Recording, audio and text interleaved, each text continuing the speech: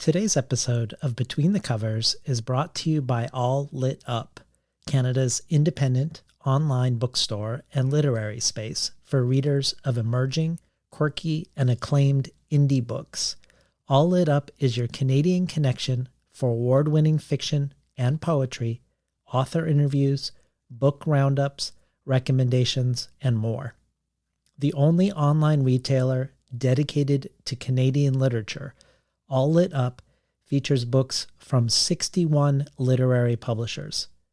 All Lit Up makes it easy to discover, buy, and collect exciting contemporary Canadian literature all in one place. What's more, for a limited time, listeners of Between the Covers get 10% off all books on All Lit Up with promo code Between the Covers.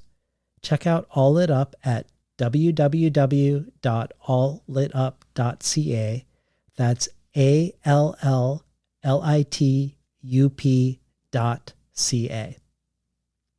Today's episode is also brought to you by Sarah Krasnostein's The Believer Encounters with the Beginning, the End, and Our Place in the Middle, which James Glick calls deeply beautiful and never simple, through 6 profiles of a death doula, of a geologist who believes the world is 6,000 years old, of a lecturer in neurobiology who spends his weekends ghost hunting, of the fiancé of a disappeared pilot and UFO enthusiast, of a woman incarcerated for killing her husband after suffering years of domestic violence, and of Mennonite families in New York.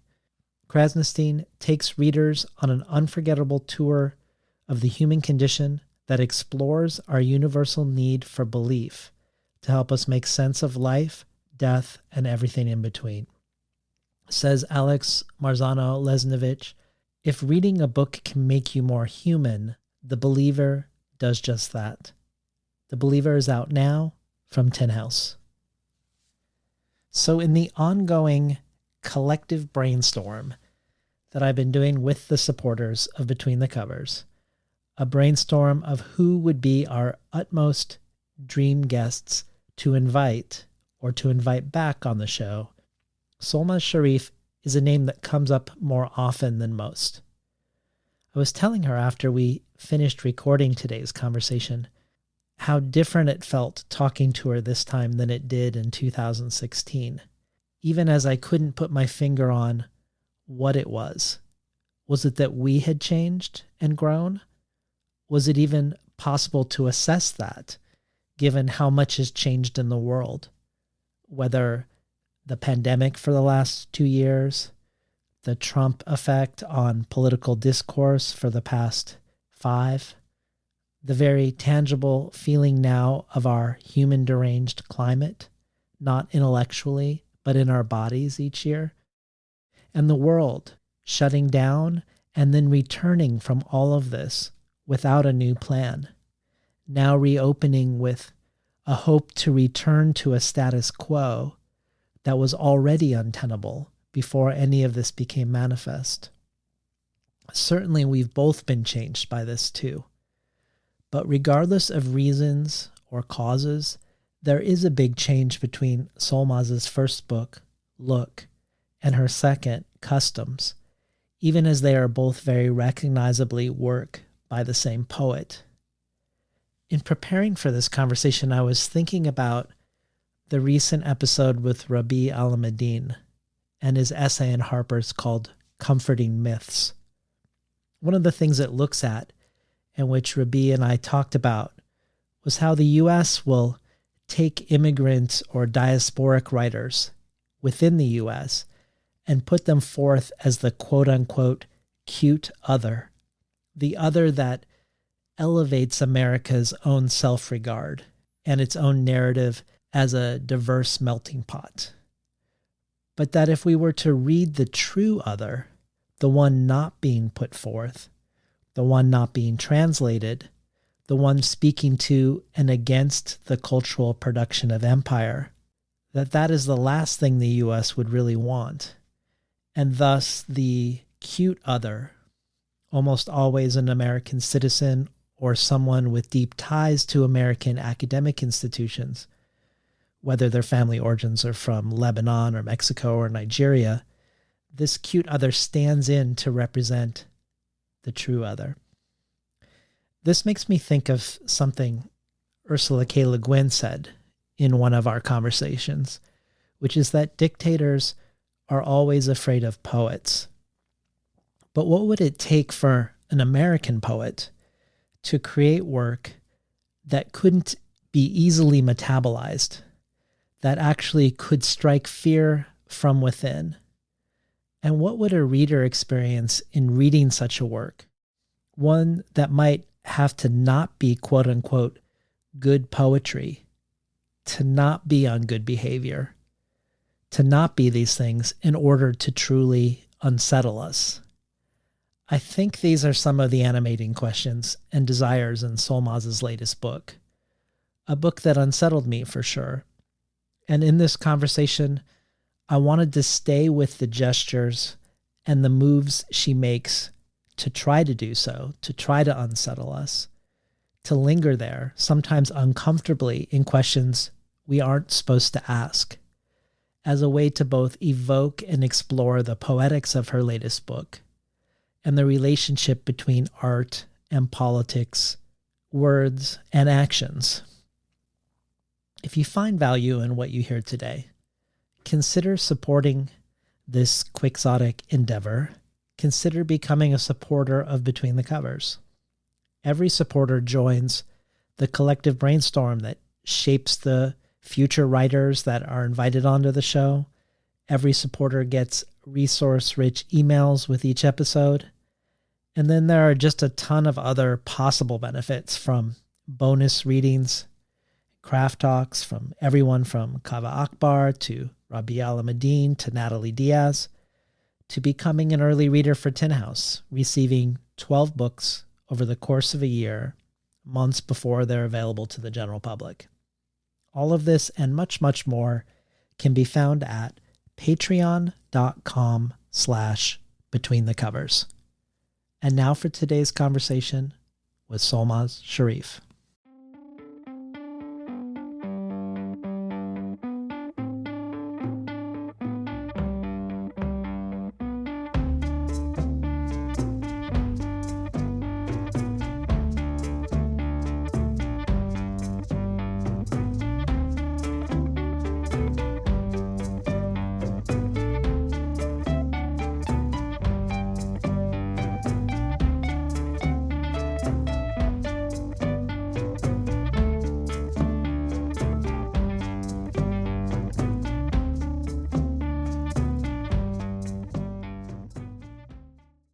Good morning and welcome to Between the Covers. I'm David Naiman, your host.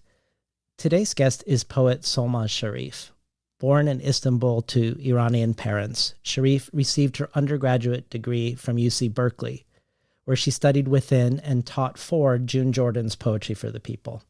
She has an MFA in poetry from NYU, was a Stegner Fellow at Stanford University, was managing director of the Asian American Writers Workshop, and is currently a professor of creative writing at Arizona State University, where she is inaugurating a Poetry for the People program there. Her debut poetry collection, Look, was a finalist for the National Book Award and the PEN Open Book Award, and the winner of the 2017 American Book Award for Poetry, and was singled out everywhere from the New York Times to the San Francisco Chronicle as one of the best books of that year. Yusef Kuminyaka says of Look, by unearthing, decoding, and reconstructing half-hidden symbols of power built into nomenclature, as well as everyday expression, the poet serves truth, sometimes delicately, other times brutally.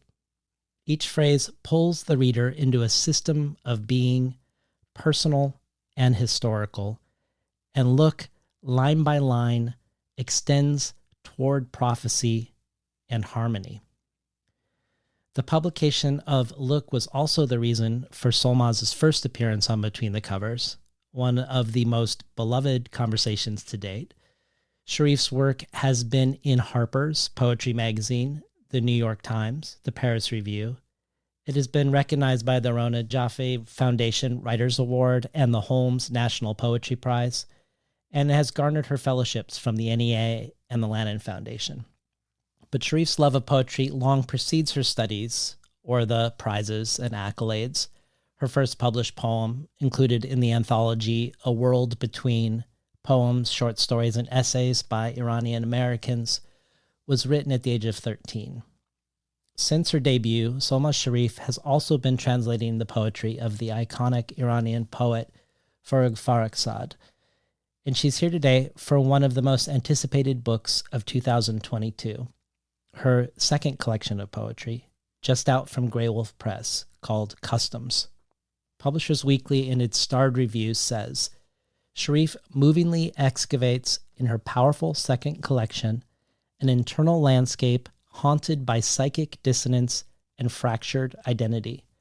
As the title suggests, these works are preoccupied with the in-between. Sharif's commanding voice reverberates throughout this complex and confident collection.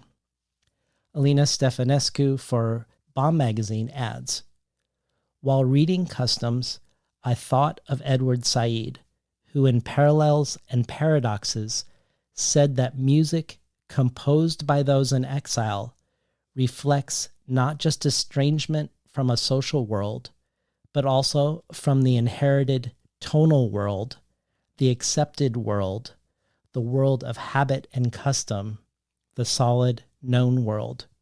Sharif's recent poems lean into what Said calls an absence of tonality, a kind of homelessness, a kind of permanent exile because you're not going to come back.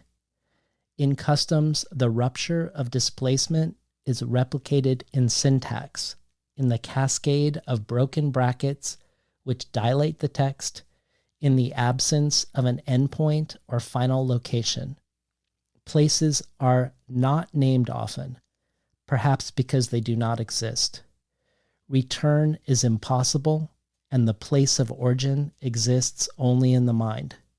For those in exile, home is nowhere now. There is no closure, no endpoint, no reprieve. Welcome back to Between the Covers, Solmaz Sharif. Thanks so much, David. I'm just so thrilled and honored to be here with you today. Me too. Well, I wanted to start with your relationship to the first person I, to the voice of the new book. Mm-hmm. Look was more conceptual in structure and more polyvocal than Customs. And yet you've talked about how when you were writing Look, you didn't want the concept of Look to become a gimmick, that the poems like the long poem about your uncle in Look that brought an I into the book were part of preventing that. And yet you've also talked about how the few poems with an I in Look were often sort of reflexively presumed to be autobiographical and were always looked through the lens of personal narrative and personal biography. And Customs feels like it's removed a conceptual frame and given us less of a polyvocal chorus and more of a unified voice. And I'm wondering how this I in Customs sits in relation to self for you. And I'm also curious about the motivations for the move, not just in relationship to Look, but also what does this move afford you? What power does it allow you to wield as a language maker? And what were the attractions of changing the voice for your second book? I guess I'll start with the attractions and this idea of the power that it enables me to wield.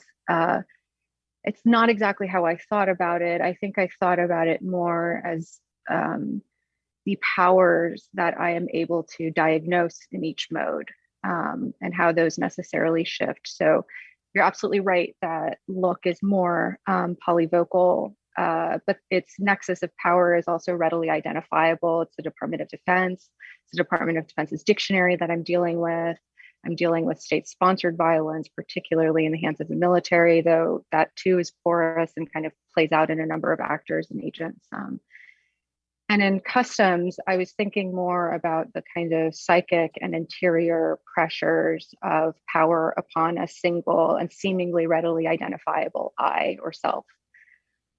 The self for me in customs is personal, is partly autobiographical. I wouldn't trust any autobiography that I write as a if I were a reader, I wouldn't trust it. I think I'm a little what do you call it? I don't know what this gesture is. Like these are kind of like raccoon hands or something, you know, like I take freely and readily, you know, from other stories and snippets of story that feel somehow truer to me around what I'm trying to communicate, and would probably not, you know, pass like a New Yorker profiles like fact checkers, you know, account of my life.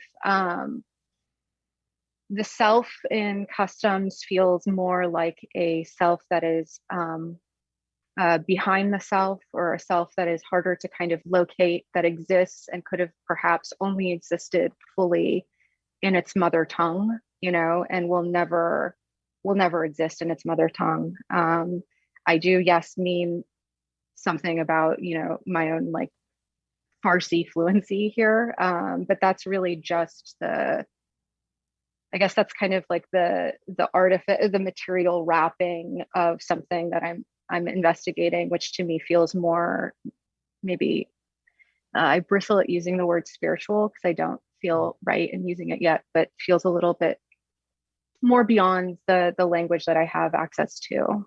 Um, I was influenced by, and I was thinking about, and one of the poems here kind of looks at, for example, the I that's used in Robert Hayden's American Journal, which is this kind of persona of like an alien that lands in this like American land and is trying to report back to the counselors about the aliens that, you know, are being beheld here.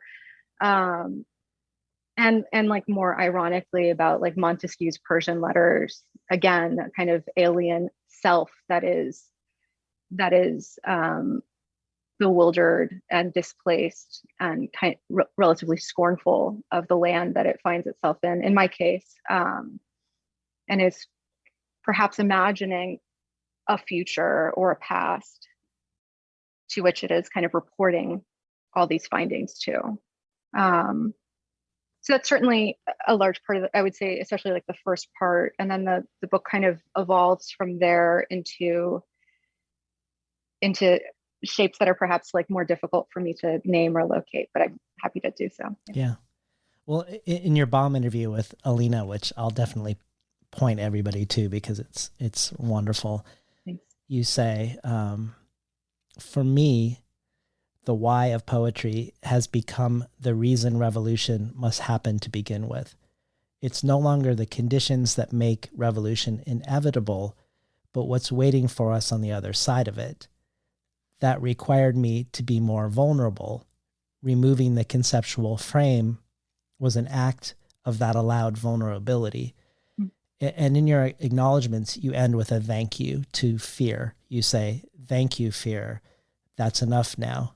And I wondered if these two were related. The removing of this third thing as a frame, the dictionary from the Department of Defense, the vulnerability perhaps of a first-person address, and the fear possibly of that sort of speaking. Yeah, I think, you know, probably a lot of what I'm about to describe is absolutely not unusual and is a anxiety of first book publishing and all that kind of stuff anyway, which is there's this, you know, a strong sense I felt of having to prove myself, right? And prove my intelligence and intention and consideration and learnedness and all those things, and having, you know, a kind of doubled reaction to the book, or to Look in particular, which was either that without this conceptual frame there were no poems worthwhile in the book, right? Or the conceptual frame itself was a gimmick and was just was too easy. And I mean, I think Look itself is an answer to that first challenge, you know, and then with customs, as I began, I had a more conceptual frame. I thought I was going to do another documentary text. I was looking at stay of deportation cases. I was like looking at the process one undergoes to become a naturalized citizen here. I was looking at what these documents might reveal around the values of this nation and what is asked of like immigrant bodies and composure in order to kind of reify those values. But I got very frustrated working with that mode again, because I think for me, as interested as I am in concept, I think ultimately its charge is like, here's an idea that was had, here's a mode of framing and reading that was offered, here's a mode that can be adopted by anyone at this point. It is not really my job to read every document to you in this manner anymore, right? If I have faith in the concept, then the concept can exist beyond the writer. It exists beyond the artist at that point. And I think there would be a tremendous amount of ego actually involved in trying to reread every document with like my particular moral and ethical goggles on, and at some point I have to kind of just trust that the poems exist as I believe them to exist, which is like a mode of reading that anyone can take up and practice. I think too, partly like being in the pandemic and being in this isolation of the pandemic and being in the noise of the Trump regime, which as far as I'm concerned is really, this might be unfair, but it does feel marginally different from the regimes that preceded it and the ones we're in now. But it certainly was louder in a lot of ways. And when things get loud around me about certain things, I don't quite find the need to diagnose it in my poetry anymore. And so I turned instead toward the more difficult thing, which was the conversation that I've kind of pretty much denied myself thus far, because my poetry has been so top down and has been so materially minded and has had such an agenda. And it's not that I'm agendaless, or I'm apolitical by any means anymore. It's just that my notions of like what politically committed poetry in my hands in 2021, 2022 looks like feels very different to me than it did in 2010, for example. I mean, your comment about the marginal difference. I remember when you were first on the show, and we were talking about Obama at the time, in a similar way. Like, I'm thinking of, for instance, yesterday, Biden's announcement that he's taking half of the frozen assets of Afghanistan and giving them to 200 Americans who are family members of 9/11, when over half of the people are in acute hunger and 9 million are already experiencing famine, that it's going to 200 people. That doesn't seem like that's a divergence from the norm either. Though it seems loud, like it seems like it's happened in a way, like in broad daylight, in a way that maybe in the past and maybe pre-Trump, it would have been massaged differently. Or happened in the night. I wish I could pull up actual, news stories about it and look more closely at the language, because I wonder if it feels more loud than before, or than, under Obama, or if it is just as simple as there is a greater kind of and always present, maybe like liberal trust in these Democrat moments, at least, in the late 20th century and 21st century, that almost like undoes the basic reading that exists or something. You know what I'm saying? It's like we quiet it down or something in the course of our reading. And then at certain points, it becomes really difficult for for some of us to quiet it down or to see it otherwise. So I'm not too sure about this, but yeah, and for me, I think it was a funny thing that Look comes out in the Trump era when really it was written in the Obama era, and it feels to me like a deeply like Obama Biden era book actually in response around what is and what is not looked at, and why. Well, I loved your conversation, which happened a long time ago now, with Eileen Miles about Look and about your shared love of film and the visual, and how Eileen Miles saw the two O's in Look as spectacles or as binoculars. And you've mentioned before that you could have imagined being a filmmaker if you were better at collaborating with others. And given your love of image, the way you see poetry as observing and attending to what is observed, you've even contemplated just having every book you write be another book called Look. So thinking of looking, you've said that the gaze of the second book is one gaze, one person looking from their subject position, looking from the margins toward the metropole. And in your Paris review conversation, also from years back now, you say, I'm thinking of Edward Said's idea of the exilic intellectual pursuit, the artistic presence continually outside, questioning and speaking back to whatever supposed here or we or now we've created, a nomadic presence or a mind consistently on the run, preventing these political moments from calcifying. And later you say, again talking about the exilic intellectual, it is to stand outside of and look into and constantly question and interrogate the collectives that exist. So thinking of this and thinking of a person looking from the margins to the metropole makes me think of something else that Edward Said himself said in an interview in a discussion about home, belonging, and exile that he gave for the Israeli newspaper Haaretz, where he declared, presumably at least half tongue-in-cheek, but I don't think entirely so, quote, I am the last Jewish intellectual, the only true follower of Adorno, which makes me think that what he is saying is that there is some vantage point, some way toward diagnosis of the center that can only be made from the margins.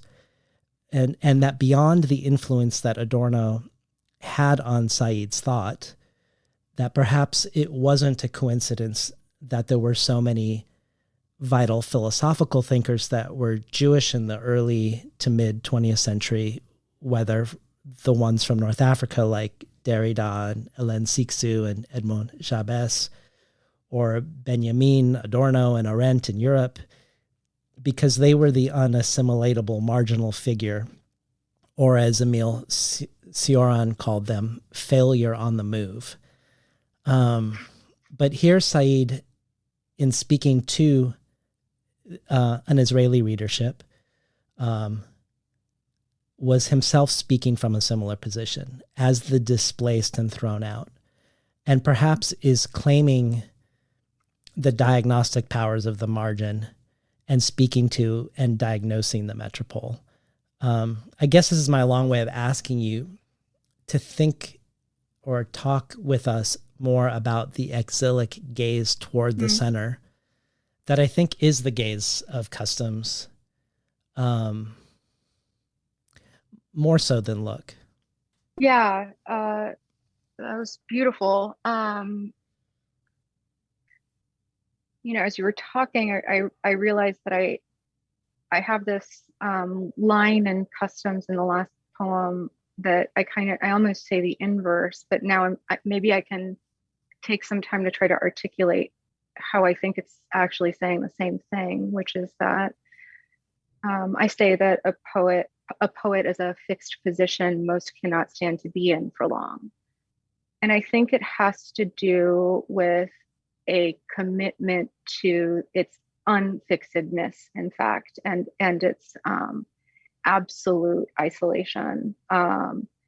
constant movement, and a willingness to, I mean, a willingness, maybe some of us are thrust into it and so are forced to develop this willingness, and maybe some of us can just adopt it, but to accept only like the briefest awnings as shelters that we maybe step into, step beneath, exchange a few words, and then kind of keep moving, and are in fact escorted back out of the republic, so to speak, right? To keep moving and ask our questions elsewhere. I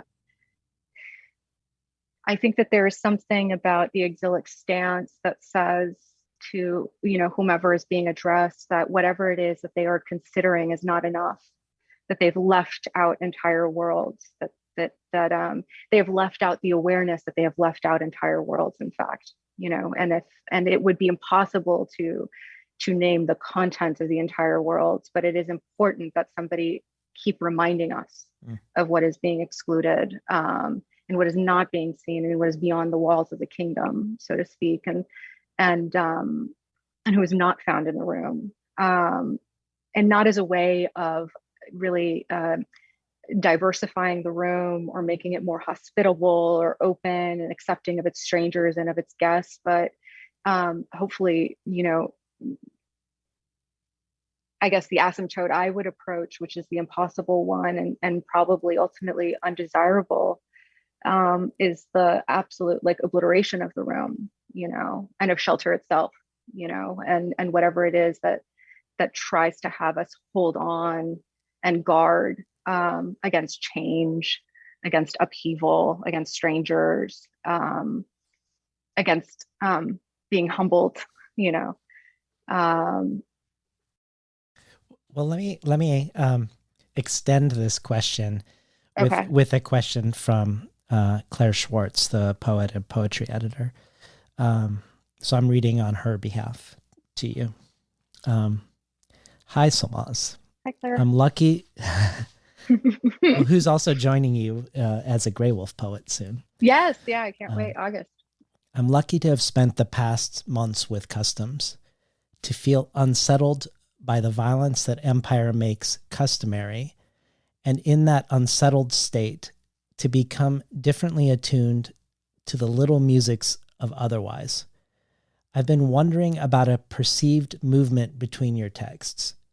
Look is so frontally concerned with vision, and in particular with the camera as a technology of empire, while the opening section of Customs is, too, comprised of many poems that name an engagement with the meanings of seeing. This engagement feels to me of a different quality, though perhaps the way the passage of time can change the quality of light in a single room. I heard you in conversation with Douglas Kearney say that documentary is no longer as apt a term as it once was to describe your poetics, and where the camera makes a particular claim to truth of its document, it strikes me that this movement might also register a shift in how you consider vision. Can you speak then to what the practice of revision, and then in parentheses, re-vision, means for you in your work?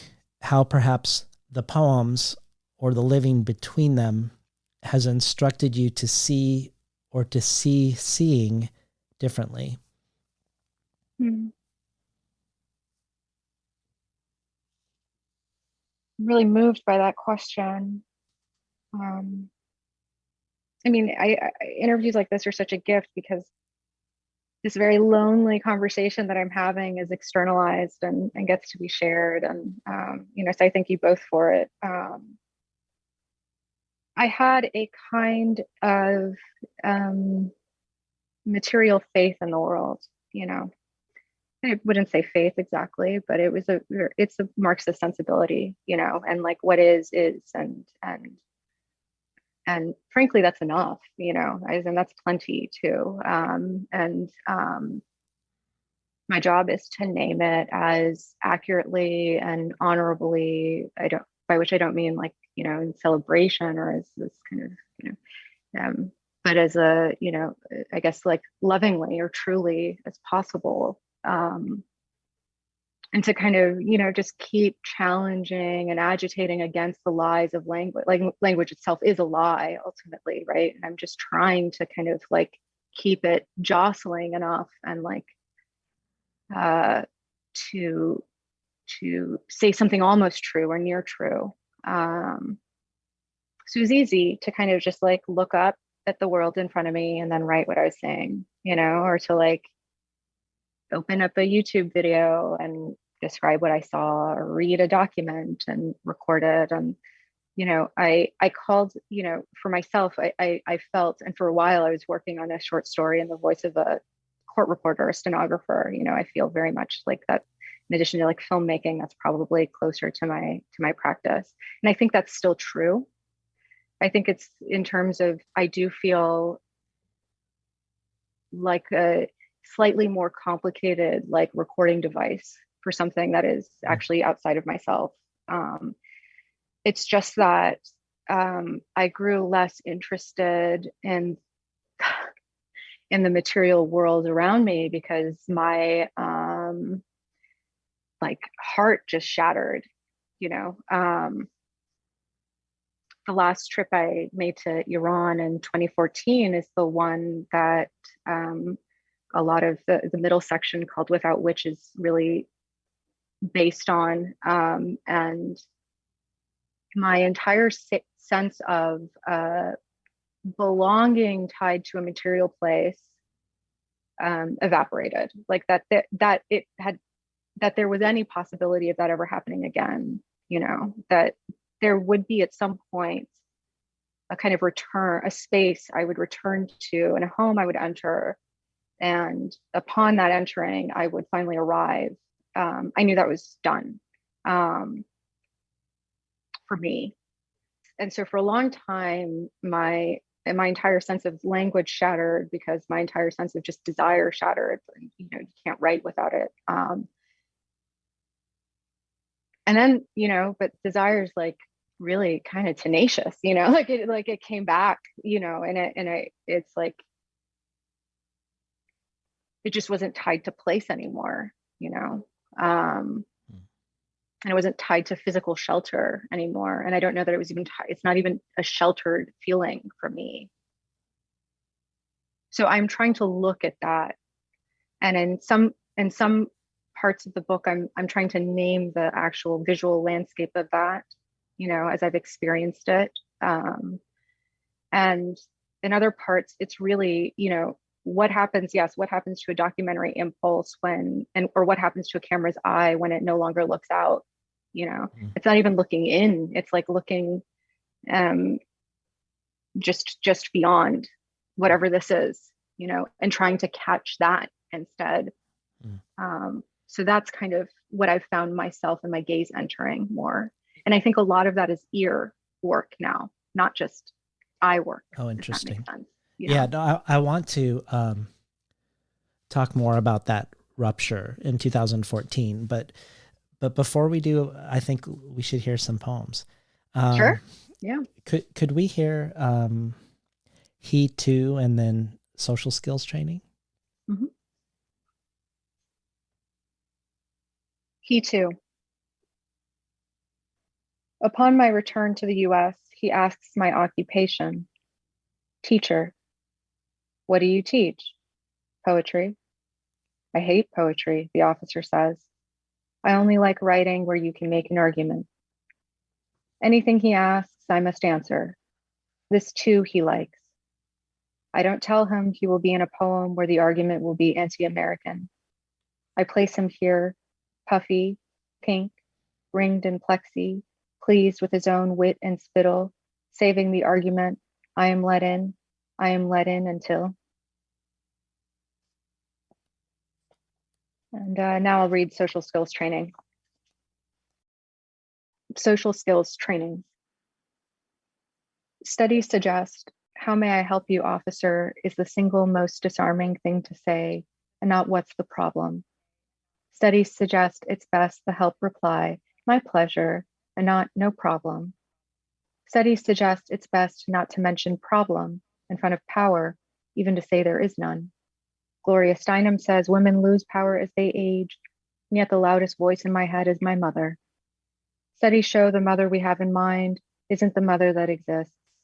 Mine says, what the fuck are you crying for? Studies show the baby monkey will pick the fake monkey with fake fur over the furless wire monkey with milk without contest. Studies show to negate a thing is to think it anyway. I'm not sad. I'm not sad. Studies recommend regular expressions of gratitude and internal check-ins. Enough, the wire mother says. History is a kind of study. History says we forgave the executioner before we mopped the blood. We asked, Lord Judge, have I executed well? Studies suggest, yes. What the fuck are you crying for, officer? The wire mother teaches me to say. While studies suggest, Solmaz, have you thanked your executioner today? We've been listening to poet Solmaz Sharif read from her second collection, Customs, from Grey Wolf Press. So, coincidental to preparing for today, I've been slowly reading Dion Brand's A Map to the Door of No Return, Notes on Belonging. And I feel like a lot of its animating questions have been communicating with yours.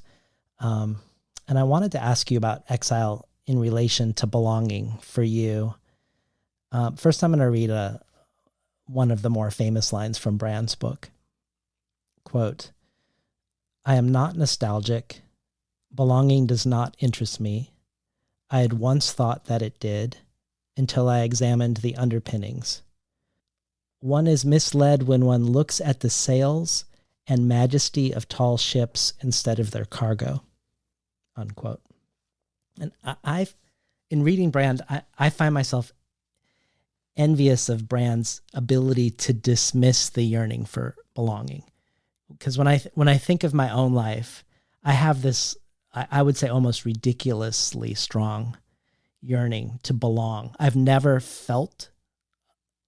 experienced it. Isn't a lost thing. I didn't have a belonging that then went away, but I've always felt like it existed out there, quote unquote, out there, but that I just hadn't found it. So there's a lot of ways I've tried to, like, say, search for a community of my quote unquote people, for that possibly mythical place where I fit, where I feel seen, where my life and the customs that I share with others cohere in some sense of wholeness. And I feel like I recognize something of both of these sentiments in your latest collection.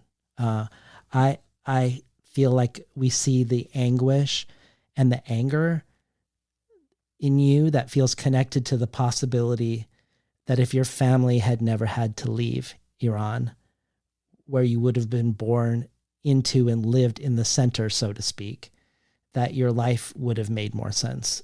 It would have cohered into a whole.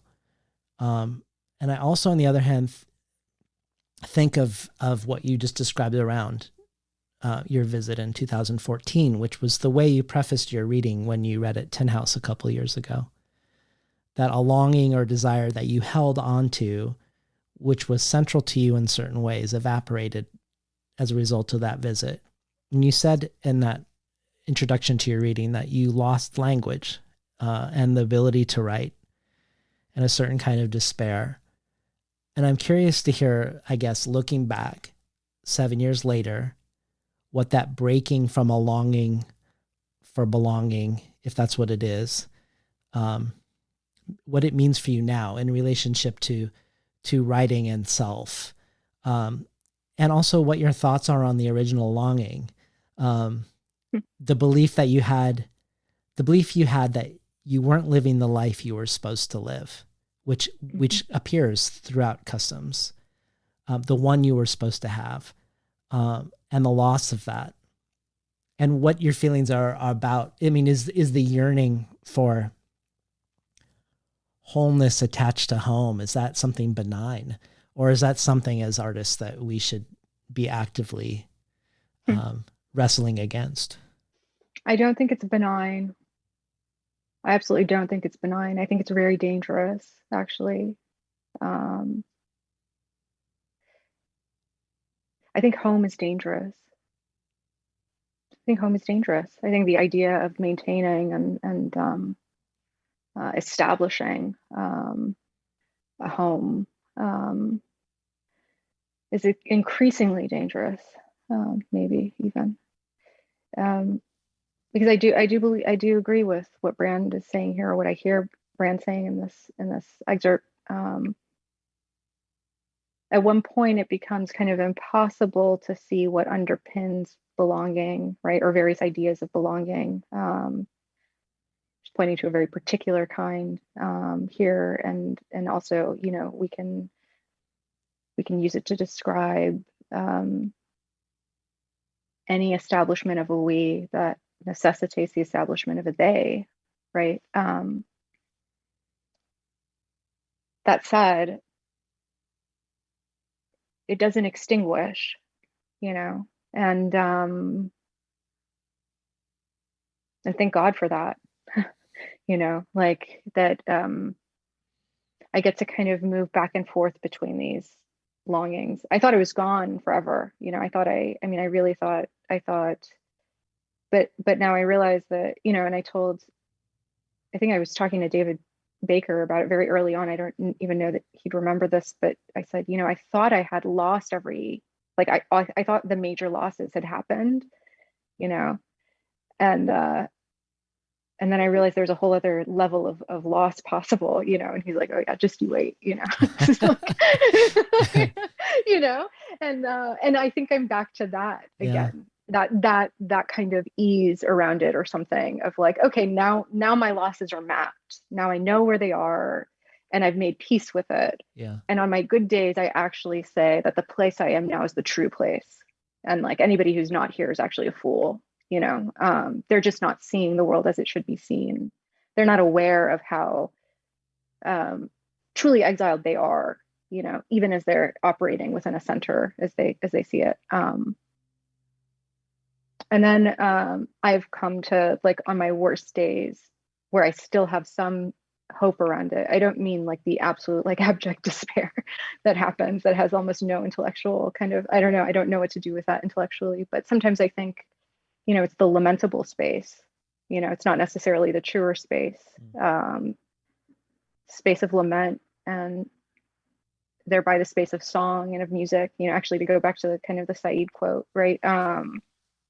And that's enough too. But I feel like, you know, I get asked questions, and you know, I know I've heard you have conversations with writers around this question too, and you know, and I still don't know how to answer them, which is like, is poetry itself a home? Is language a home? Like, where is this home? You know, and you know, on the flip side, like, is it a site of resistance? Like, is it, you know, just the idea of like poetry as a site, a poem as a site of something, or as a and it's not, you know, like it's absolutely not, you know.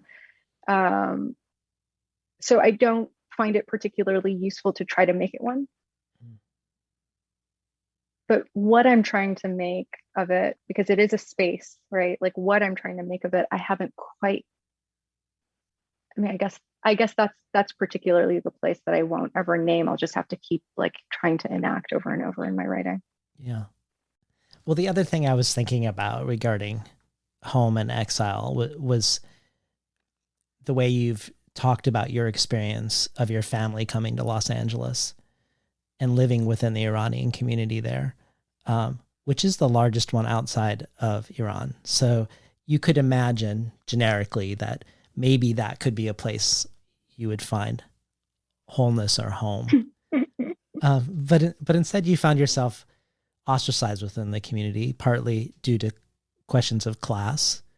There was a lot of wealth in contrast to your family, and partly due to a community that you described as striving to assimilate, which your own parents as ex-activists didn't share. And you've mentioned that, like in so many communities in the U.S., the prevalence of anti-Blackness and anti-Arab sentiments were prevalent, and that when you went to this Iranian feminist conference where Angela Davis spoke, and she referred to the audience as women of color, that it was a moment of recognition across nation and race, a recognition that you desired. And it made me think of an essay by Christina Sharp called Lose Your Kin, where she says, quote, "One must be willing to be more than uncomfortable. One must be willing to be on the outside. One must refuse to repair a familial rift on the bodies cast out as not kin. Slavery is the ghost in the machine of kinship. Kinship relations structure the nation. Capitulation to their current configurations is the continued enfleshment of that ghost. Refuse reconciliation to ongoing brutality. Refuse to feast on the corpse of others. Rend the fabric of the kinship narrative. Imagine otherwise. Remake the world. Some of us have never had any other choice." I guess that what you've already just said about home somehow feels connected to this call. Mm-hmm. So that moment for me where Angela Davis uses women of color, I think was so kind of astonishing to me as like a 15 or 16-year-old Iranian American who is in conversation predominantly with like leftist Iranians that are politically minded but don't have the same language around race and gender and stuff that we might have and have to develop here in the US, right? Not that we don't have to in Iran, we have to there too, but it's I find myself having and growing more fluent in and along a different track than they did or they would. The term, I was drawn to it because it is as I felt it then, and what still draws me to it, though not necessarily it itself anymore, is the idea of an actual ideological solidarity that might exist, and that can be an identity. Actually, I think that a lot of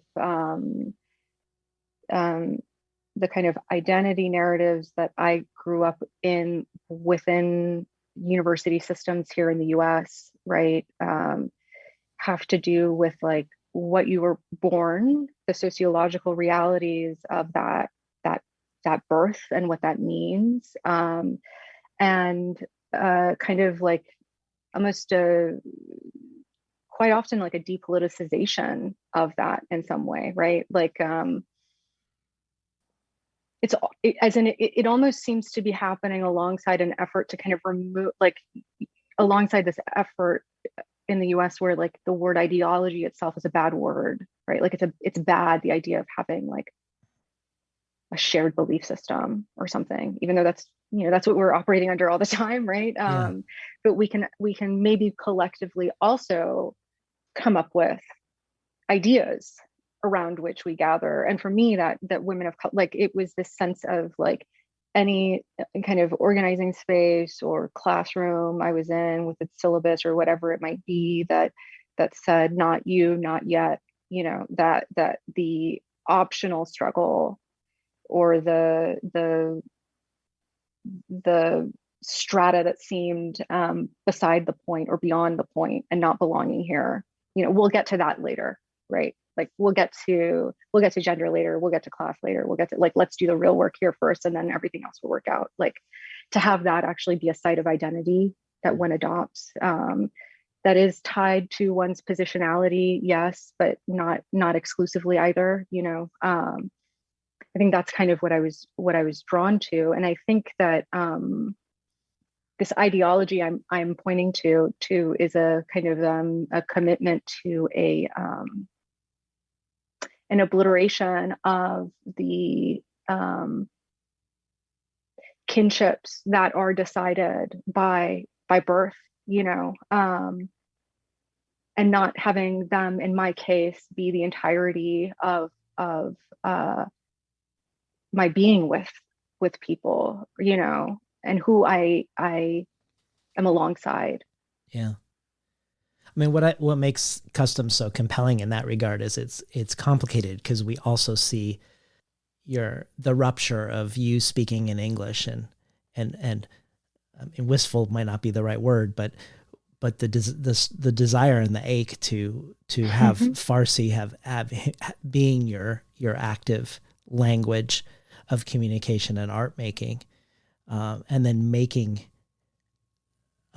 art with a language you didn't choose, through the accidents of, or maybe not even accidents, but the political things that have happened between Iran and the United States. To me, that's really the naming of that longing and that particular grief and the realities of it are a necessary or essential part to whatever it comes next, which is, well, we'll see, as it happens. But uh, if it really was in the end about Farsi, for example, right, or if it was really this belief in, had I had that, and like I think I would do everything in my power at this point to go back, if that makes sense. Mm-hmm. I would probably be trying to write in Farsi at this point, or I would probably be trying to do as much translation as possible. You use translation in my bio. It's a thing that I've talked myself out of recently, actually, or more recently, in part because it ended up proving to be one of the more private experiences that I've had in language, and I haven't been able to come up with the language for why I would do it publicly, if that makes sense in this particular case. So I think you're right that it is complicated. It is both of those things. And it's like I have to keep going back to it. Well, let's stay with questions of language, or bring more of these questions of exile and belonging into language. I like when Alina, in your bomb conversation, pointed out how belonging links longing and being.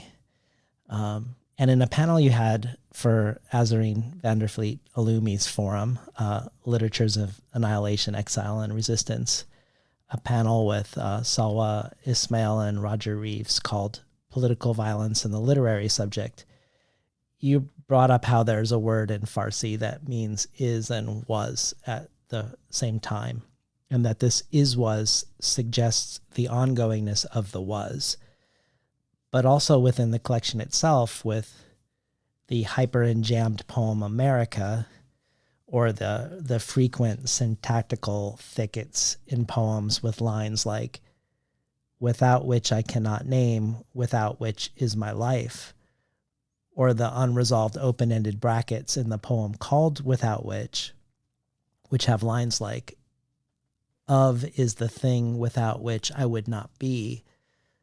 And those brackets remind me also of Anne Carson, the way Anne Carson handled her Sappho translations with the irretrievable absences of what couldn't be retrieved. All this to say that, returning to your preface to your Tin House reading, you also said that instead of writing out of this condition that you faced after your visit in Iran, you decided to write into how this condition changed your relationship to language. And I wondered if you could speak a little bit to that, the way you wrote into a certain loss of language and how that affected language. I think it affected language in a lot of the ways that you've pointed out so generously, which it broke it, and it broke it into its smallest parts and fragments, and really kind of I found myself like isolating and obsessing around words of relation, words that really have no sense of their own outside of like whatever relation they might describe when used properly. And what happens when you lose the actual content of relation, and what might you be left with to describe at that point.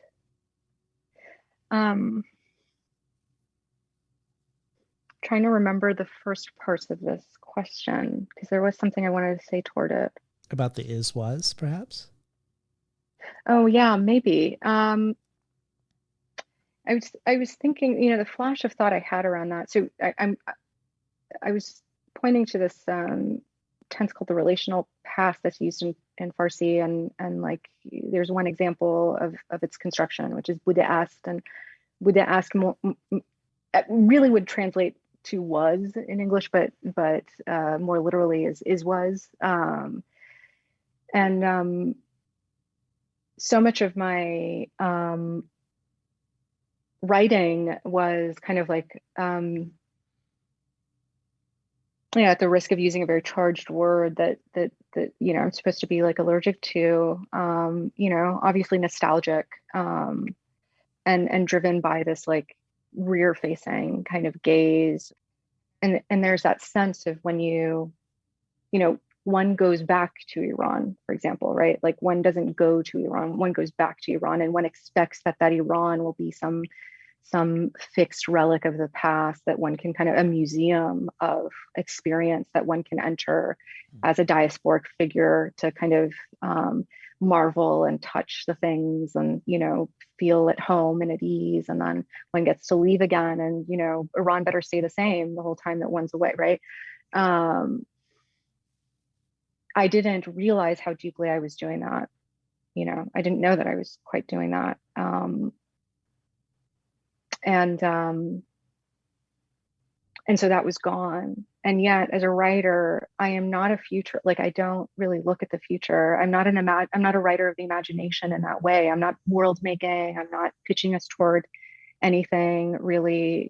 I think time for me is like one thing always. And I'm probably more horrified at how quickly we kind of and how forcefully we try to say past is past. Here and everywhere, I guess. Again, that sense of the space of that, or the location of that, or what I'm trying to describe in that, feels very different. And I think one of the lucky things that happened, or one of the lucky kind of contrarian things that happened, was, and this is a dangerous part of having work out in the public, and like being a quote unquote immigrant voice in the US, and like hearing feedback and hearing your life come back to you, and then hearing what an American audience or US audience might want from you and might want you to perform, and what performance they will project upon you, even if you're not close to it. Right. Right. I found myself, I was like, I don't, the word Shiraz appears a few times, like the places appear a few times, but I was also like, I don't want to, like, in English, that's all they'll hear is the place, and they won't hear the grammar behind it, or the way I am behind, not the way of being I'm trying to actually describe. And so that was a useful challenge in this case, I guess, actually, in a way that my language broke, was how do I describe the breaking of language, but not describe it solely through, again, like my grandmother's house being sold, Yeah. No, maybe in light of that, we could talk about the series called Dear Olive. At first, because the first Dear Olive poem has got a David Goliath inversion, and the second one had the execution of Ethel Rosenberg, and because the spelling of Olive is the typical way you'd see it for the first letter of the Hebrew alphabet, I wondered whether the poems were addressed to a Jew or Jews. But of course, Aleph is also the first letter of the Arabic and Farsi languages, though often spelled differently in English. And you've talked. Interesting. How are they spelled in English? I'm not 100% sure, but I think Arabic is typically Alif. Interesting. Okay. I'm not 100% sure on that. Yeah. Okay. I think you can write them anyway. Yeah. That's transliterated in a way that's close to the way you'd say it. But for some reason, there's these different traditions around the way these are spelled. But you've also talked more generally that the epistolary form is perhaps the form of exile, or the form for exile. So I guess talk to us about the sequence, and whether these letters of or for exile are letters to language. Are these letters to a person? Are these letters to language? And if so, is there something about the first letter of Farsi or the first letter of Arabic or the first letter of Hebrew that would be the letter you would want to address? I mean, I do think they're letters to language. I do think they're letters to origin, to the beginnings of language, the first letters of the alphabets. These happen to be shared alphabets. I was thinking of Farsi, to be honest. The inversion for me happens um, exactly kind of as I describe it, which is, and there's that David and Goliath flip, and I've also come to understand David as like a figure of kind of Palestinian resistance. Obviously, like there's that the collapse between the stones and being thrown by David and by Palestinians and the intifadas, various intifadas. And when I went to the book itself and read the story and I read Goliath and I was like, well, I mean, what did he do? I don't understand what I mean, it's really that simple, Right. like it's really it's again that this the villain ended up not being as villainous as I imagined it would be. And I found myself identifying with it far far more. And I the Rosenbergs are kind of like a foundational. Ethel in particular appears a number of times in the book, coming from a nation and a culture that is understood in the U.S. through these through the lens of like dictatorship and state repression and all those things. Like I find it useful to kind of point out where the U.S. has committed, these crimes, and to remind us that really this is how all states. I mean, this is just really what a state is and what a state does, right? Right. If you threaten a state, and it doesn't take much to threaten a state, and it is illegal to do so in earnest here, even, right? This is the fate that awaits you, and that's treason. It's apostasy. It's like the gravest sin. Period. And so I think that's kind of what I was thinking about, or why Ethel kept appearing in my poems throughout too. I was thinking too of Emily Dickinson's like master letters, and I was thinking of yes, addressed to a kind of, I don't, and for that reason I don't want to spend too much time naming it, but unnameable or unnamed origin. Which made me think of when I'm imagining this is probably shared across the three languages, but in Hebrew, Aleph is silent. God speaks the world into being. So the first letter in the Torah is the second letter in the alphabet because it's the first one that makes a sound, and Aleph is the in-breath before the speech. It's beyond or before language. So it really is the origin letter of not just because it's first, but because it can't be spoken. Wow. Yeah. I mean, I don't know if that's true in Farsi or in I have Arabic. I mean, yeah. I wonder. I mean, the texts are shared, so Right. I wouldn't be surprised. Yeah. Yeah. Could we hear the first two Dear Aleph Yeah. poems? Sure. Yeah. Dear Aleph, like Ovid, I'll have no last word. This is what it means to die among barbarians. Bar, bar, bar was how the Greeks heard our speech, sheep, beasts, and so we became barbarians. We make them reveal the brutes they are by the things we make them name. David, they tell me, is the one should aspire to, but ever since I first heard them say Philistine, I've known I am Goliath if I am anything. Dear Aleph, you're correct. Every nation hates its children. This is a requirement of statehood. This and empathy. Empathy means laying yourself down in someone else's chalk lines and snapping a photo. A Chrysler with 4 bullet holes in the rear passenger door just drove by calmly, signaling before it turned. Oh, Mrs. Evans, you're such a wonderful woman, said, supposedly, Ethel Rosenberg to the woman who walked her to the chair. It was empathy on Evans's part, love on Ethel's.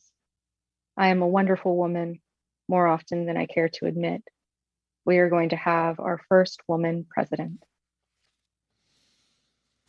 Been listening to Solmaz Sharif read from Customs. Well, let's spend a little more time with language and power and the way you engage with it in poetry. In the most general sense, I'm thinking of this great conversation you had with Evie Shockley for the Radcliffe Institute.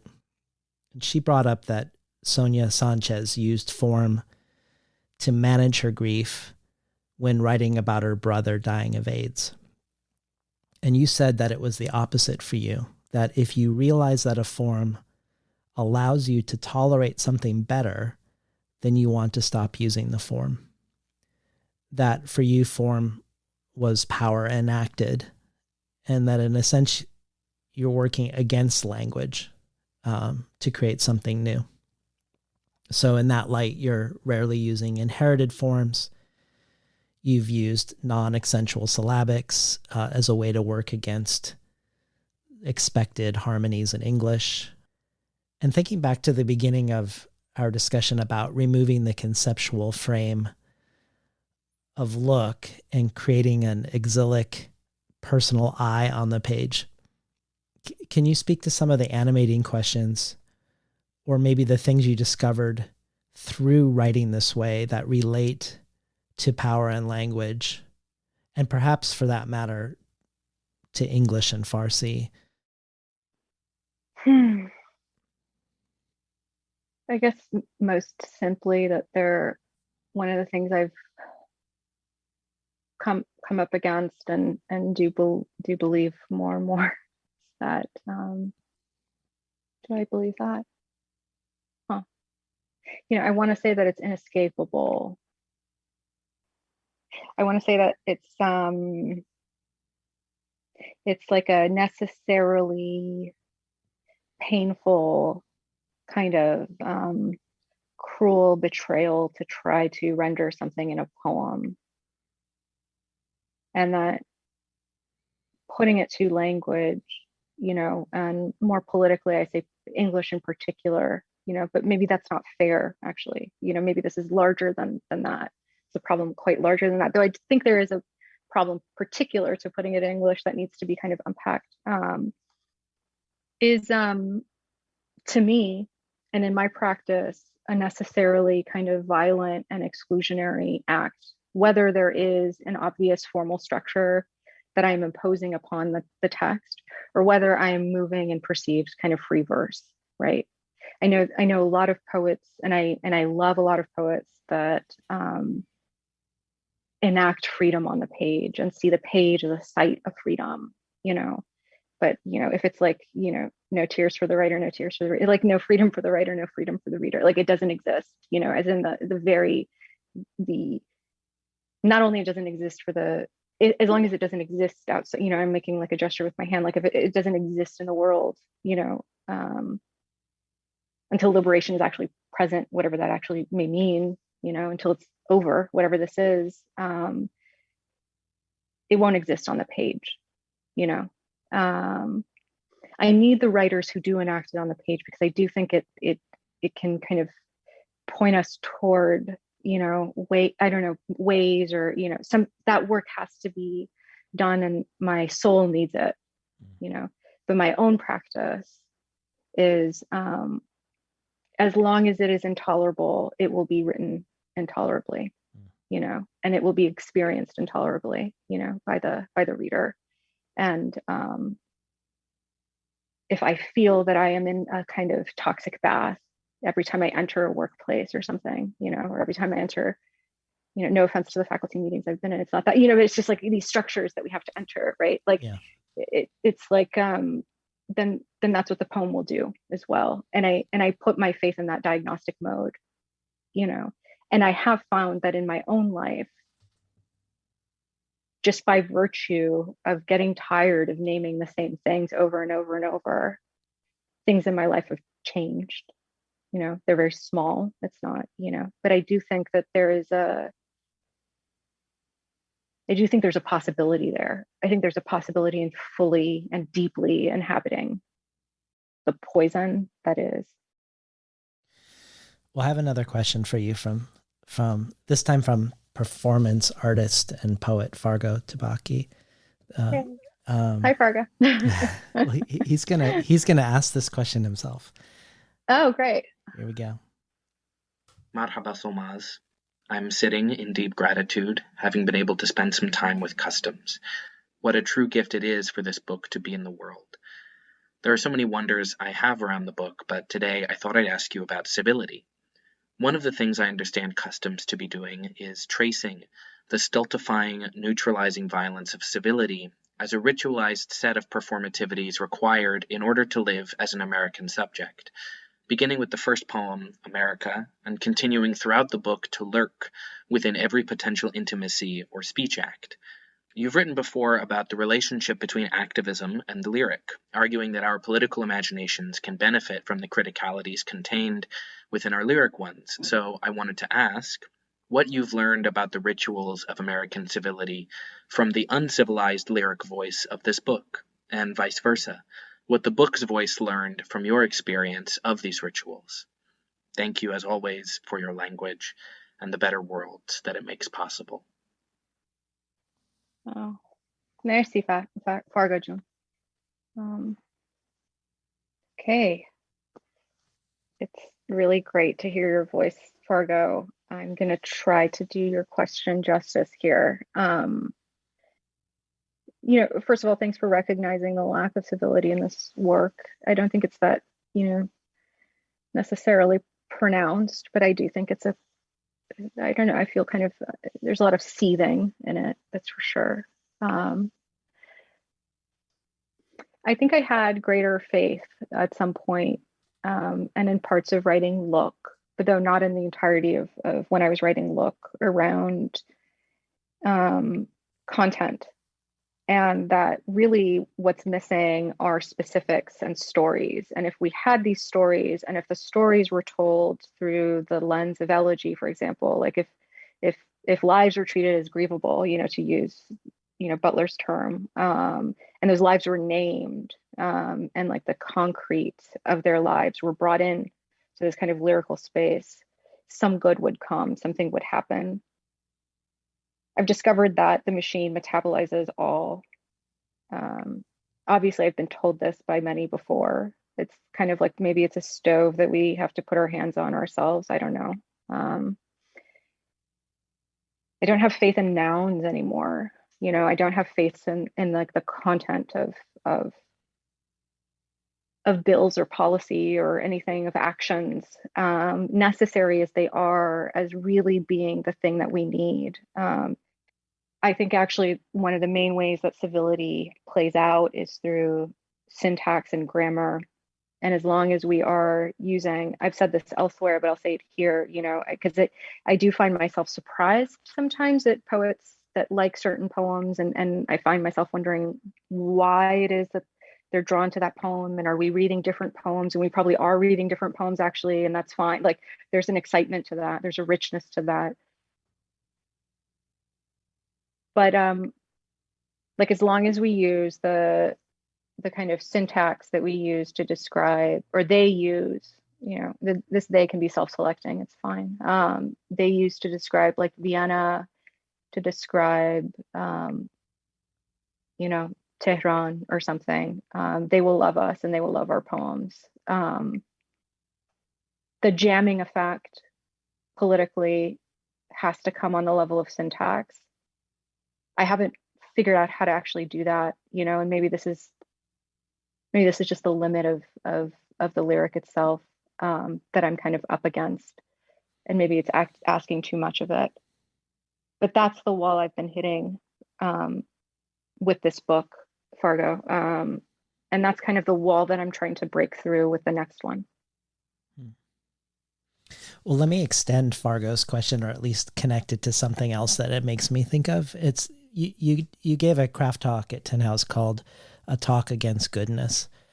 And you begin with a non-white writer who says that as marginalized people, we need to focus on writing well. but then you go on to unpack what writing well really means in the context of a creative writing world that was originally funded into existence partially by the CIA, or that a former president of the Poetry Foundation did U.S. intelligence counterinsurgency work in sub-Saharan Africa. What does it mean to write well when the project itself institutionally was funded in order to establish a sort of American cultural hegemony around the world? And ultimately, you wonder how much our ideas of good poetry line up with notions of good behavior, of civility, of all sides matter. In asking the question of whether a quote unquote good poem might be irreconcilable with the reckoning that we actually need to have, which I think is connected to some of what Fargo's asking, and you've already answered. And you quote June Jordan in that craft talk, who said, "If you make and keep my life horrible, then when I can tell the truth, it will be a horrible truth. It will not sound good or look good or, God willing, feel good to you either." And then you proceed to look with skepticism at the various maxims you were taught regarding the qualities that make a poem good. Given that so many of the people listening are writers or art makers or aspiring writers and art makers, maybe we could just spend a moment to talk about some of those quote unquote good ways of writing that you are suggesting we should be suspicious of for these reasons. Yeah, absolutely. And I want to say that I think that like the scholarship that Bennett and Spar and a number of people have done to kind of reveal the ways that the CIA has been involved in funding and establishing our creative writing program has been great. And it also, a necessary, right? And yet I don't know that we needed it in terms of, I wish we could, and I think they are people who would. I just wish that we could presume that a literature is being written within a nation and in that nation's predominant language is a national project, unless proven otherwise. Right now we have these kind of agencies and we can point to them and be like, see, this is how it lines up with, but really what it is a writer is without tremendous kind of resistance to it, going to just be like kind of hegemonically consumed into this national project, right? And glorifying project, cultural project. So I did want to just say that because I'm afraid I might participate in making it too. There's that it's kind of the danger of naming the DoD too. A lot of when I did look, I think a lot of people were able to think, oh, what a horrible thing they've done to language. Not, wow, I do this to language all the time. That's what it means to speak here in this nation, So I don't quite want that to happen in this conversation. But I think a lot of these kind of things we take for granted in the workshop, like it should be sonorous and precise, and it should show, not tell, and it should certainly not be didactic. It shouldn't stake a claim of any kind. Shouldn't make an argument, that's for sure, right? Or like it is the argument with the self, right? Not with the other, because that exists, right? Self and other exists. One can only show in a poem without telling what is shared with that audience, for example, right? So it's already presuming a certain cultural common denominator that might not exist for all of us, right? For the rest of us, there's an amount of telling that's involved in order to just like communicate the basic content of our lives, for example, right? Obviously, that's not the only part or limitation of show don't tell. I think the more dangerous part is that a poet in a poem does not make an argument. A poet in a poem does not make a statement. A poet in a poem offers a space of negative capability that a reader can kind of enter and contemplate for themselves this like complicated moral quandary or whatever, when in reality, there are certain things that just need to be told and need to be said, and said simply and directly. And great poets have done it throughout time. Like, actually, if we, I'm allergic to using the language of great writing and greatness and all that. But if we, find me the great poets that didn't tell, and so we're creating entire generations of poets that are working in a mode that is, and I don't have anything against any of the component parts that I'm about to name. I just think they're dangerous when they are presented as the best way forward for everyone. Working in a mode that is commonly image-based, relies on empathy. That was the other thing. You couldn't be scornful toward anyone or anything, right? There are no enemies in a poem. Everybody is complicit. And more you have to kind of reveal your own complicity in whatever you say, which is like this kind of self-absolving liberal tick that has appeared in writing and in US literature in like the last 15 years or so. There shouldn't be any kind of neat, there could be an epiphany, right? There could be an epiphany, but there shouldn't necessarily be a neat and moral conclusion if that neat and moral conclusion is political. Yeah. Like, that's it. Well, let's stay with empathy for a minute too. Because in one of the Dear Olive poems, you have the great line, empathy means laying yourself down in someone else's chalk lines and snapping a photo. And perhaps similarly elsewhere, you say, like I've decided is the cruelest word in the world. And you've talked about an allergy to similes and that they're often for you moments of ethical failure. So I would love just to spend another beat, not with the expectation that poems should be empathetic, but maybe questioning empathy in its own right, which seems to be what you're suggesting with that line. Yeah, I hate empathy. I think empathy has its uses, and its uses are, self-preservation, right? Like, yes, like maybe in every interaction we don't appear in completely porous, open, ways. And what it is like, I will experience you for a moment in a way that I can enter and exit and still go grocery shopping undisturbed. It's an emotional, it's kind of like, and it's used in workshops often. And I found myself like in 2014, like using it in a workshop for somebody's poem. And I was like, you know what, actually, I'm going to stop. Like, the word I mean here is love. Like, there needs to be love in this part, and there isn't love. And like, why is it that empathy feels like the okay thing word to use here and not love? And then I was like, well, what does empathy kind of allow? And it allows the absolute and unhindered continuance of what is, and I'm very much against that. I'm very much for ending that. I think the only way to that is actually love. I'm gonna quote you back to yourself, because I just love this. No, I hate empathy.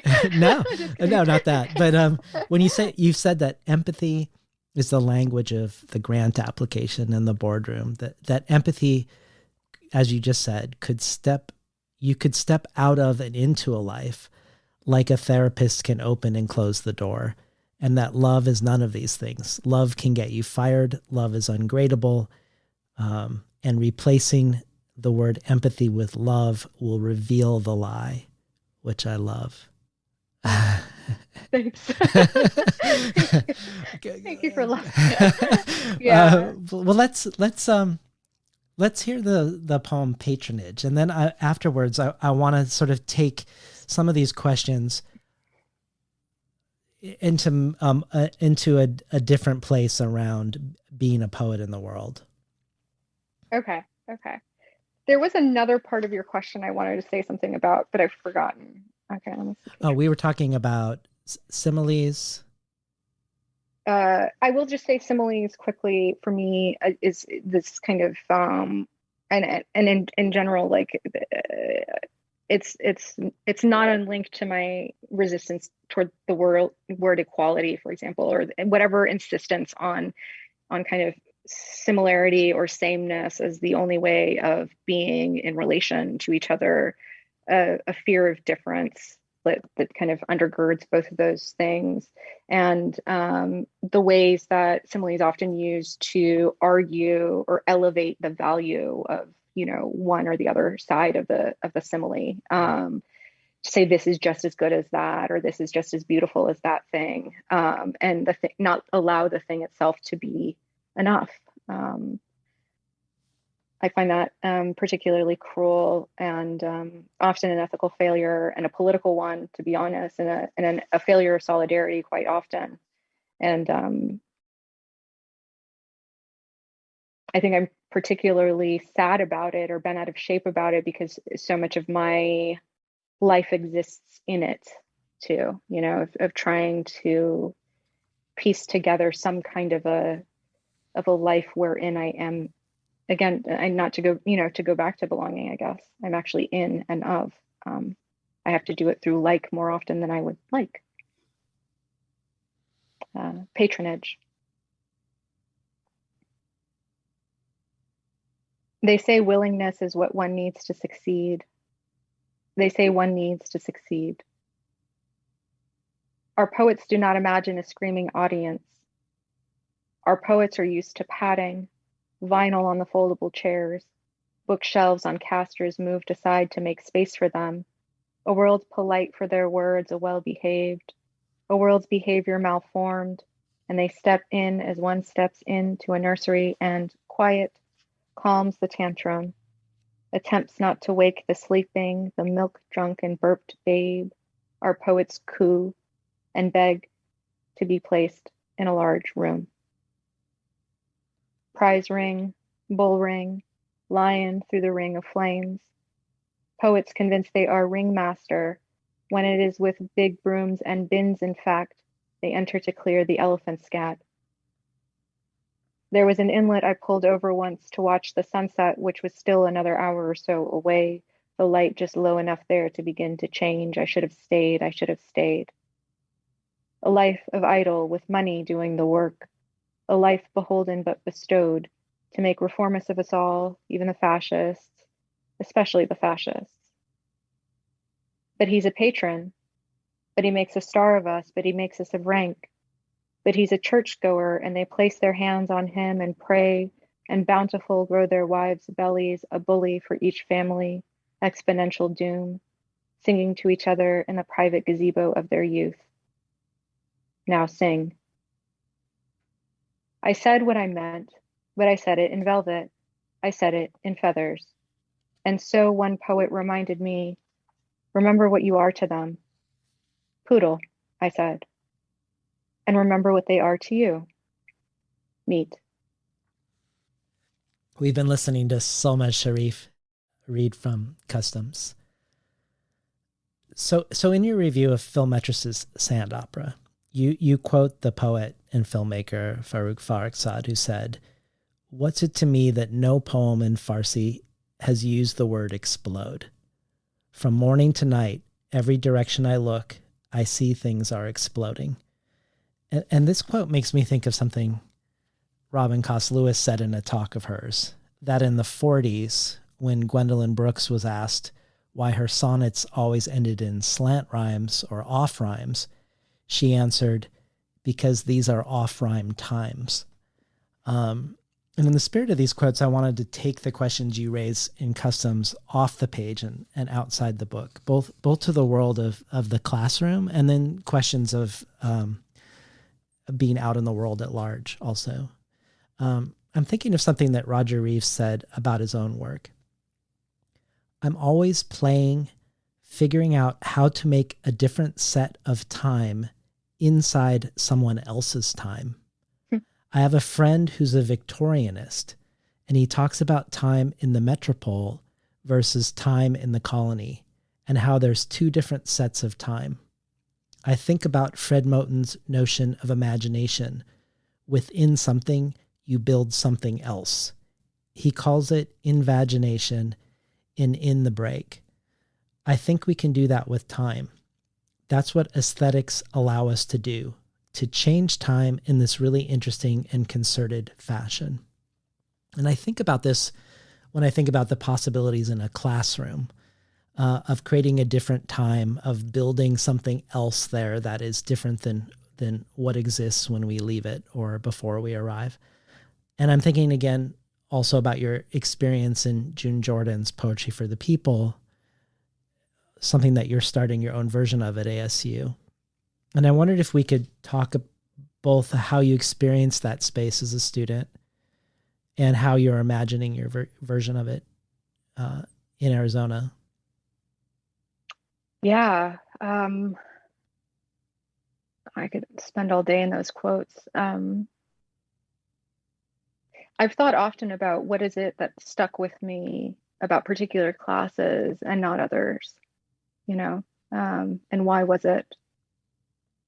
And so often I actually don't remember a word of what was said, or I don't have a sense of like a lesson I came away with. I think maybe it is like what Roger's describing, a time within the time or something, like I remember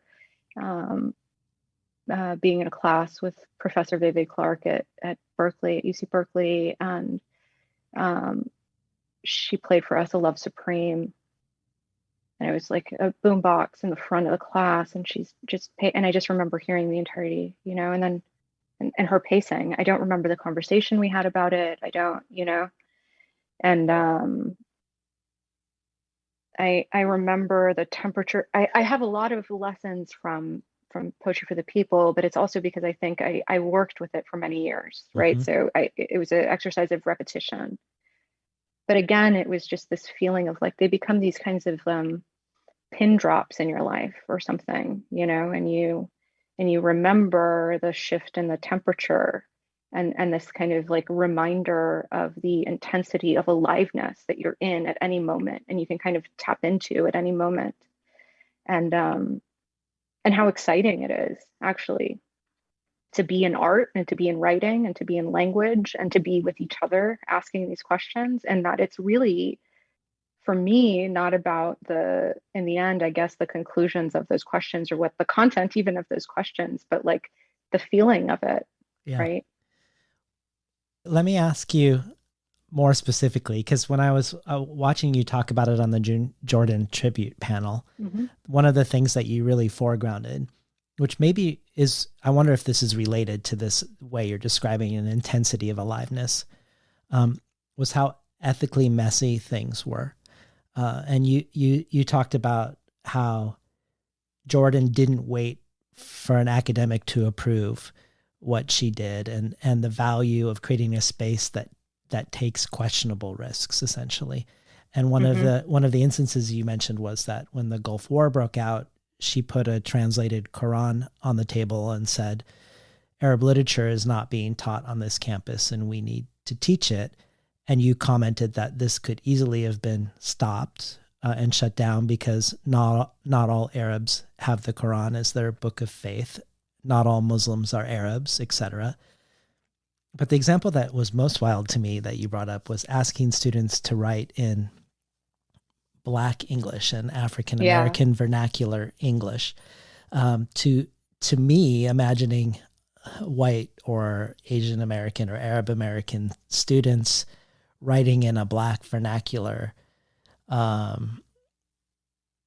to somehow workshop people who've written in it, seems like there's 100 ways it could go horribly wrong for every one way it could go right, whatever right means. But you said that the workshop remained messy all the way through, and that sense of feeling threatened to the core is what Jordan was pushing you toward. And I guess I wanted to hear, I mean, because when we're talking about civility and uncivility within your work, and then thinking about pedagogy and thinking of ethical messiness, or when Christina Sharp says, we must become undisciplined, we must become undisciplined, outraged, and immoderate in our work. I guess I wondered what, if at all, what sort of classroom experiments you might consider, taking those risks and Yeah. with your students and in that sort of Yeah. a spirit. Yeah. I also want to say that Poetry for the People is taught to collaboratively. So June is working with a cohort of like 15 or 20 student teacher poets, and they're collectively deciding what to teach. So like, which of these lessons I know, this is a story I've heard about the Gulf War and the Quran, and, we're going to do this, like that kind of thing. And I know poems were taught, you were taught to write in Black English or in African American vernacular English in her class. And I know the roots of that are her own kind of work in the 70s and 80s in New York. She's an essay, Nobody Mean More to Me Than You, that kind of documents this work with students. I haven't done that lesson on my own here at ASU, and I wouldn't, and I'm aware of that too, of what is, that there is a particular lesson missing actually in my, even if it is that, in other words, I am not approaching it, right? Not that I am not assigning the assignment. Maybe I wouldn't assign the assignment, right? But am I even giving the lecture at this point, right? And right. I'm not, and I need to think about that. But we do things that like other people don't necessarily do. Like I have colleagues that, rightly or wrongly, like, they have a list of things that should not happen in a workshop. You don't write a persona poem. You don't use slurs of any kind. You write solely from your own experience. To me, I don't know how to enforce any of those. I don't know who I can tell to use a slur or not. I mean, I do know, right? But as soon as I try to actually like vocalize it, right, all the kind of assumptions that I'm operating under have to come to the light. And that's the part that feels like you're going to, to use like Bernice Reagan's term, like you're going to keel over and die at any moment when you're in that coalitional space, right? Because you're so challenged to the core. And I'm deeply invested in working with students and with each other to figure out how to articulate our own ways through these ethical challenges rather than waiting for an expertise to be developed for us to tell us what to do. We figure it out, and really us figuring it out is a choosing of our own failures. Ultimately, like we will fail, but like we pick intentionally what we will fail at. The discourse around who can do what and how and why, my follow-up question for myself is always, what happens if I don't do it? What happens if I don't do it? What happens if I don't figure out how I might do this thing? And try to do it as best as I can and present it as the beginning of a failure, if that makes sense. Yeah. I remember I did a lesson when I was at Stanford, one of President Trump's first thing, just to give an example of an ethical failure in a classroom, like one of President Trump's first actions was the dropping of the mother of all bombs, I'm using air quotes, on Afghanistan, which is like, the largest, like outside of like a nuclear warhead, right? I don't know how many megatons it is, but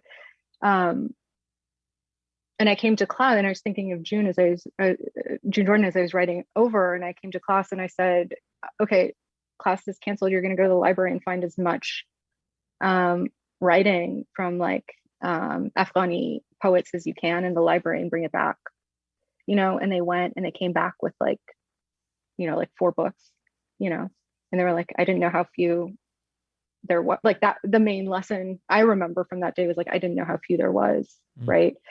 And so we talked about what they'd found. And then afterwards, we talked about what it meant to have this assignment come out of this political moment, and the failure of that, and the failure of the imagining of needing to know this literature beyond our military interventions in the region, right?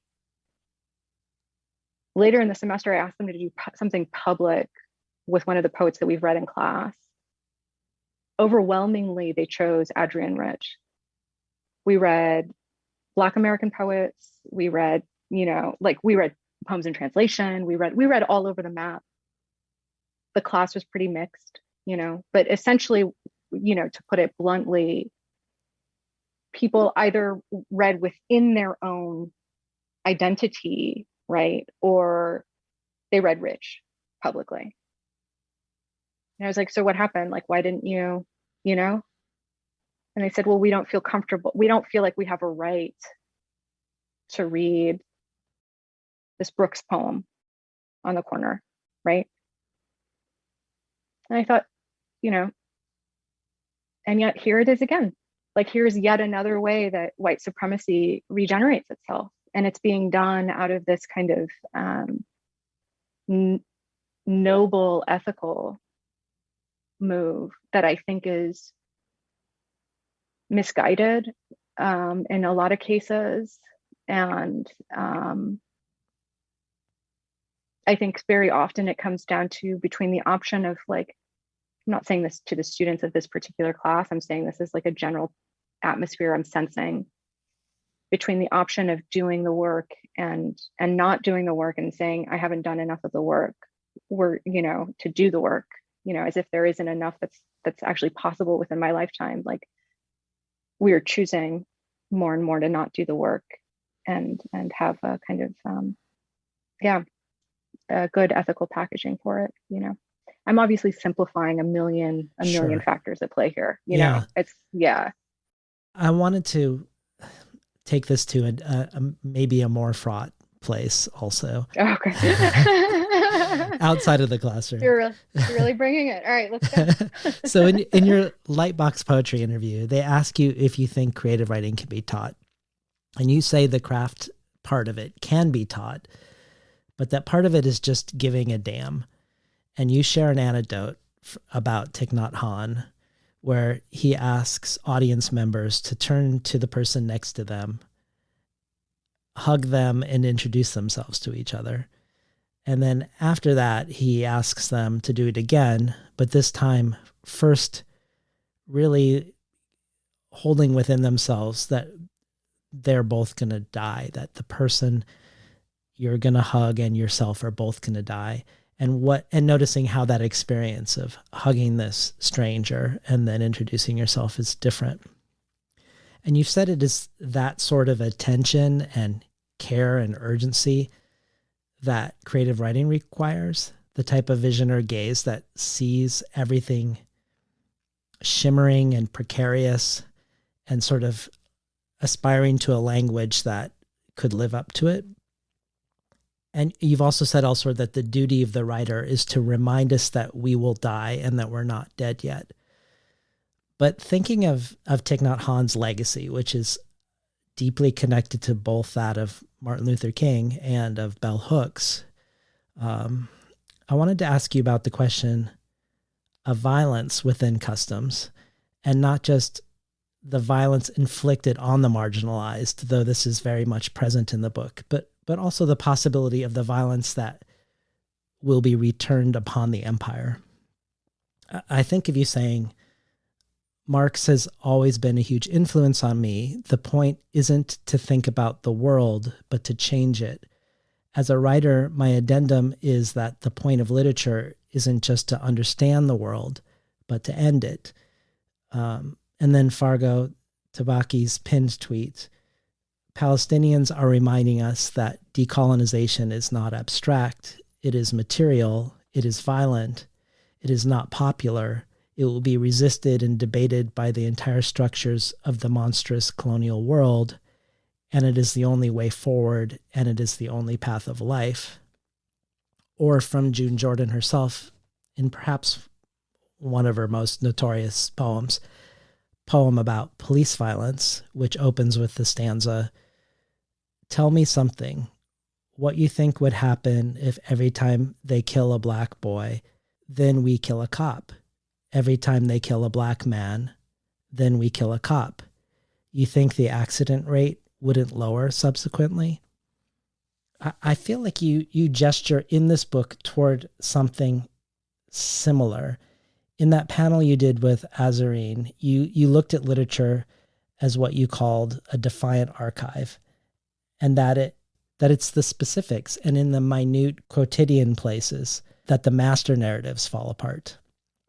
But I think you could say, and I think it seems intentional on your part, that unlike Jordan and unlike in other places in your work, in this regard, you leave things unspecified. And I wonder if this is connected back to your distrust of content now also. But the speaker who alludes to the quote unquote wild thing that they might do if they can remember what it is. And the way the book opens with the hyper and jammed poem America that feels strangled in a corset of sorts, but ends in a way that is wildly open, that feels electric with danger, as if the speaker or the writer has left the page now to go do some unspecified thing off of the page. And one thing that happens with you not specifying any of this that I really like as a reader is that it sort of focuses, it puts the onus on us as the reader to see how we're seeing you, from our subject position to what we imagine yours is, and then what we would imagine that you or the I in the poem would go do. But all in all, I think the different time you create in this book, this notion of Moten's invagination, it doesn't feel like you're creating a different time within the book as a sort of safe haven within a larger thing, but rather almost as if you're smuggling some things in order to burst out, is how it feels, as a gesture. And I guess I want to hear more about this, the role of the wild thing off the page, which is definitely something that, obviously you're not specifying what June Jordan's specifying, but I think there's something similarly provocative in what you're doing in Customs. Yeah, thanks for that. I think often about, just to go back to like our workshop question and the question of like, thank you for that's enough now. And, and just thinking about like all the affects and conclusions and statements that have been like massaged out of my poems for years, partly because of the workshop, partly just because of like the state, itself, and partly because of like my own interest in suspending the conclusions that I might most immediately draw, which sometimes are, I question their bombast and their kind of like theatrics sometimes, and I guess I'm kind of a firm believer in like I don't really talk about violence or anything unless I'm really ready to go there. You know what I'm saying? Like these are where, I also don't use words like revolutionary often or anything unless I know exactly what I'm saying, and the reality is like if I were really saying those things in this podcast, right, or in this, like there's actually a very dangerous thing to say in this country still, but I nod to a number of poems in this book, and one of them is Gwendolyn Brooks's Beverly Hills, Chicago, and there's a line where she says they make let me actually find it because I don't want to ruin it. Gwendolyn Brooks says they make excellent corpses among the expensive flowers, thinking as she drives through this wealthy white Beverly Hills neighborhood in Chicago, right? Or the speaker does. And I remember reading that and saying, did she really just say that? Like, did she say they make beautiful? Like, I hear in that, what do you think would happen? Like I think, or I hear in that a kind of anger and scorn that is necessarily kind of repressed here in this nation, that I found repressed in my work through the workshop, through my own fear. But also, you said smuggle. I like that, this idea of like bringing it in a way as if to get away with something, as if I'm actually planting these signals for a future that will look back and say, oh, she said that, people were reading this part of it, but actually what she was saying was this whole other thing that is far more threatening. I often say, like, I think of my poems as laced in arsenic, you know, and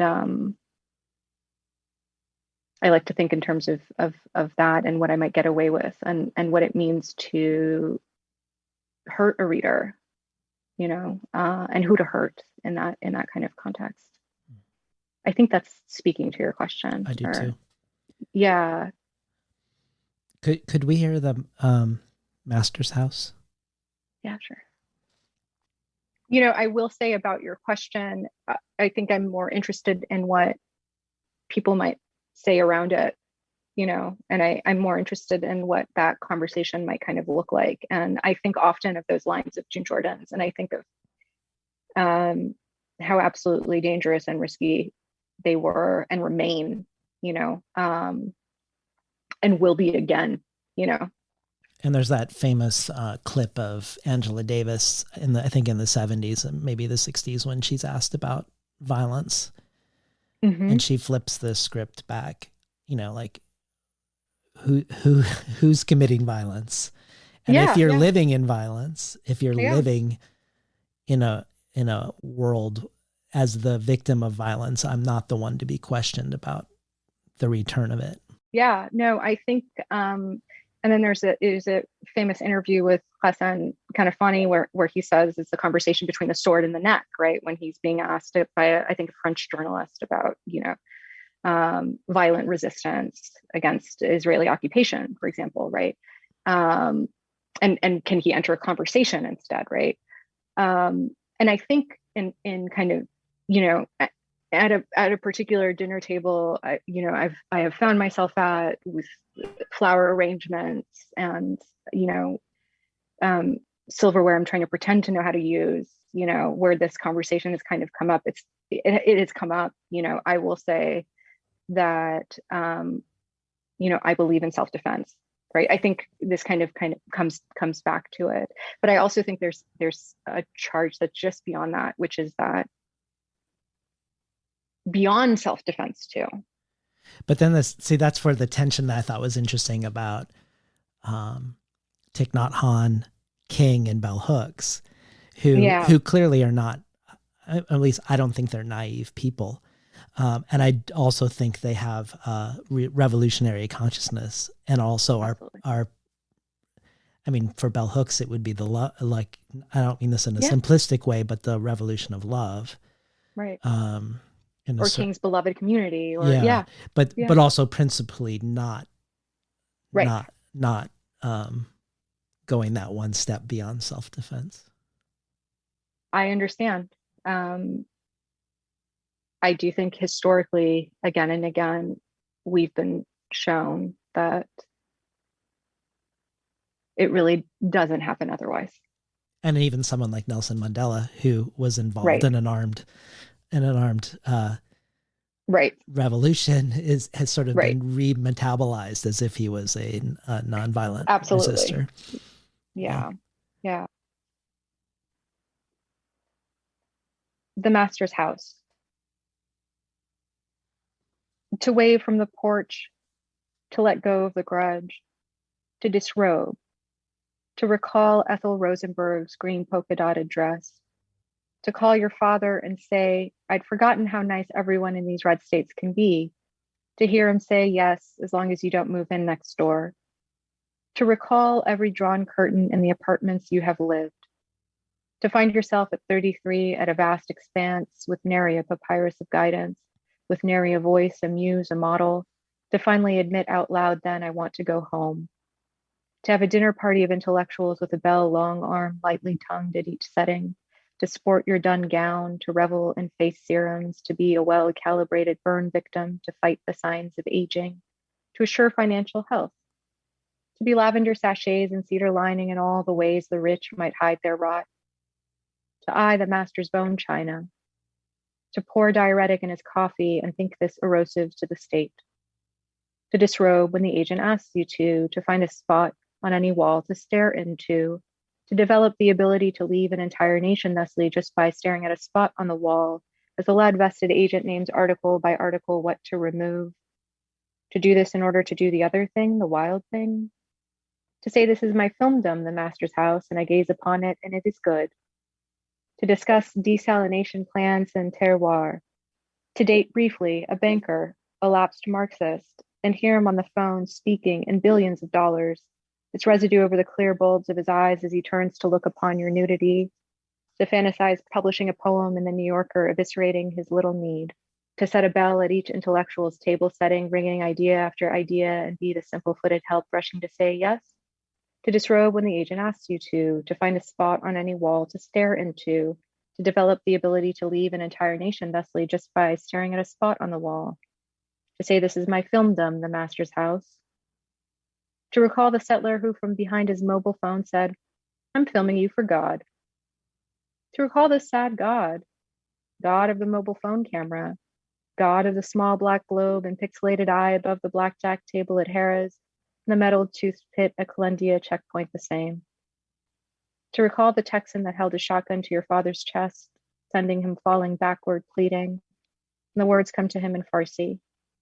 To be jealous of this is most desperate language, to lament the fact of your lamentations in English, English being your first defeat.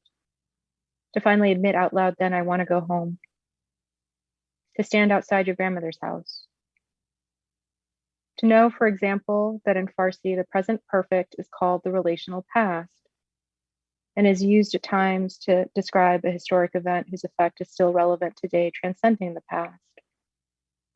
To say, for example, Shah diktator bude ast translates to the Shah was a dictator, but more literally, to the Shah was a dictator.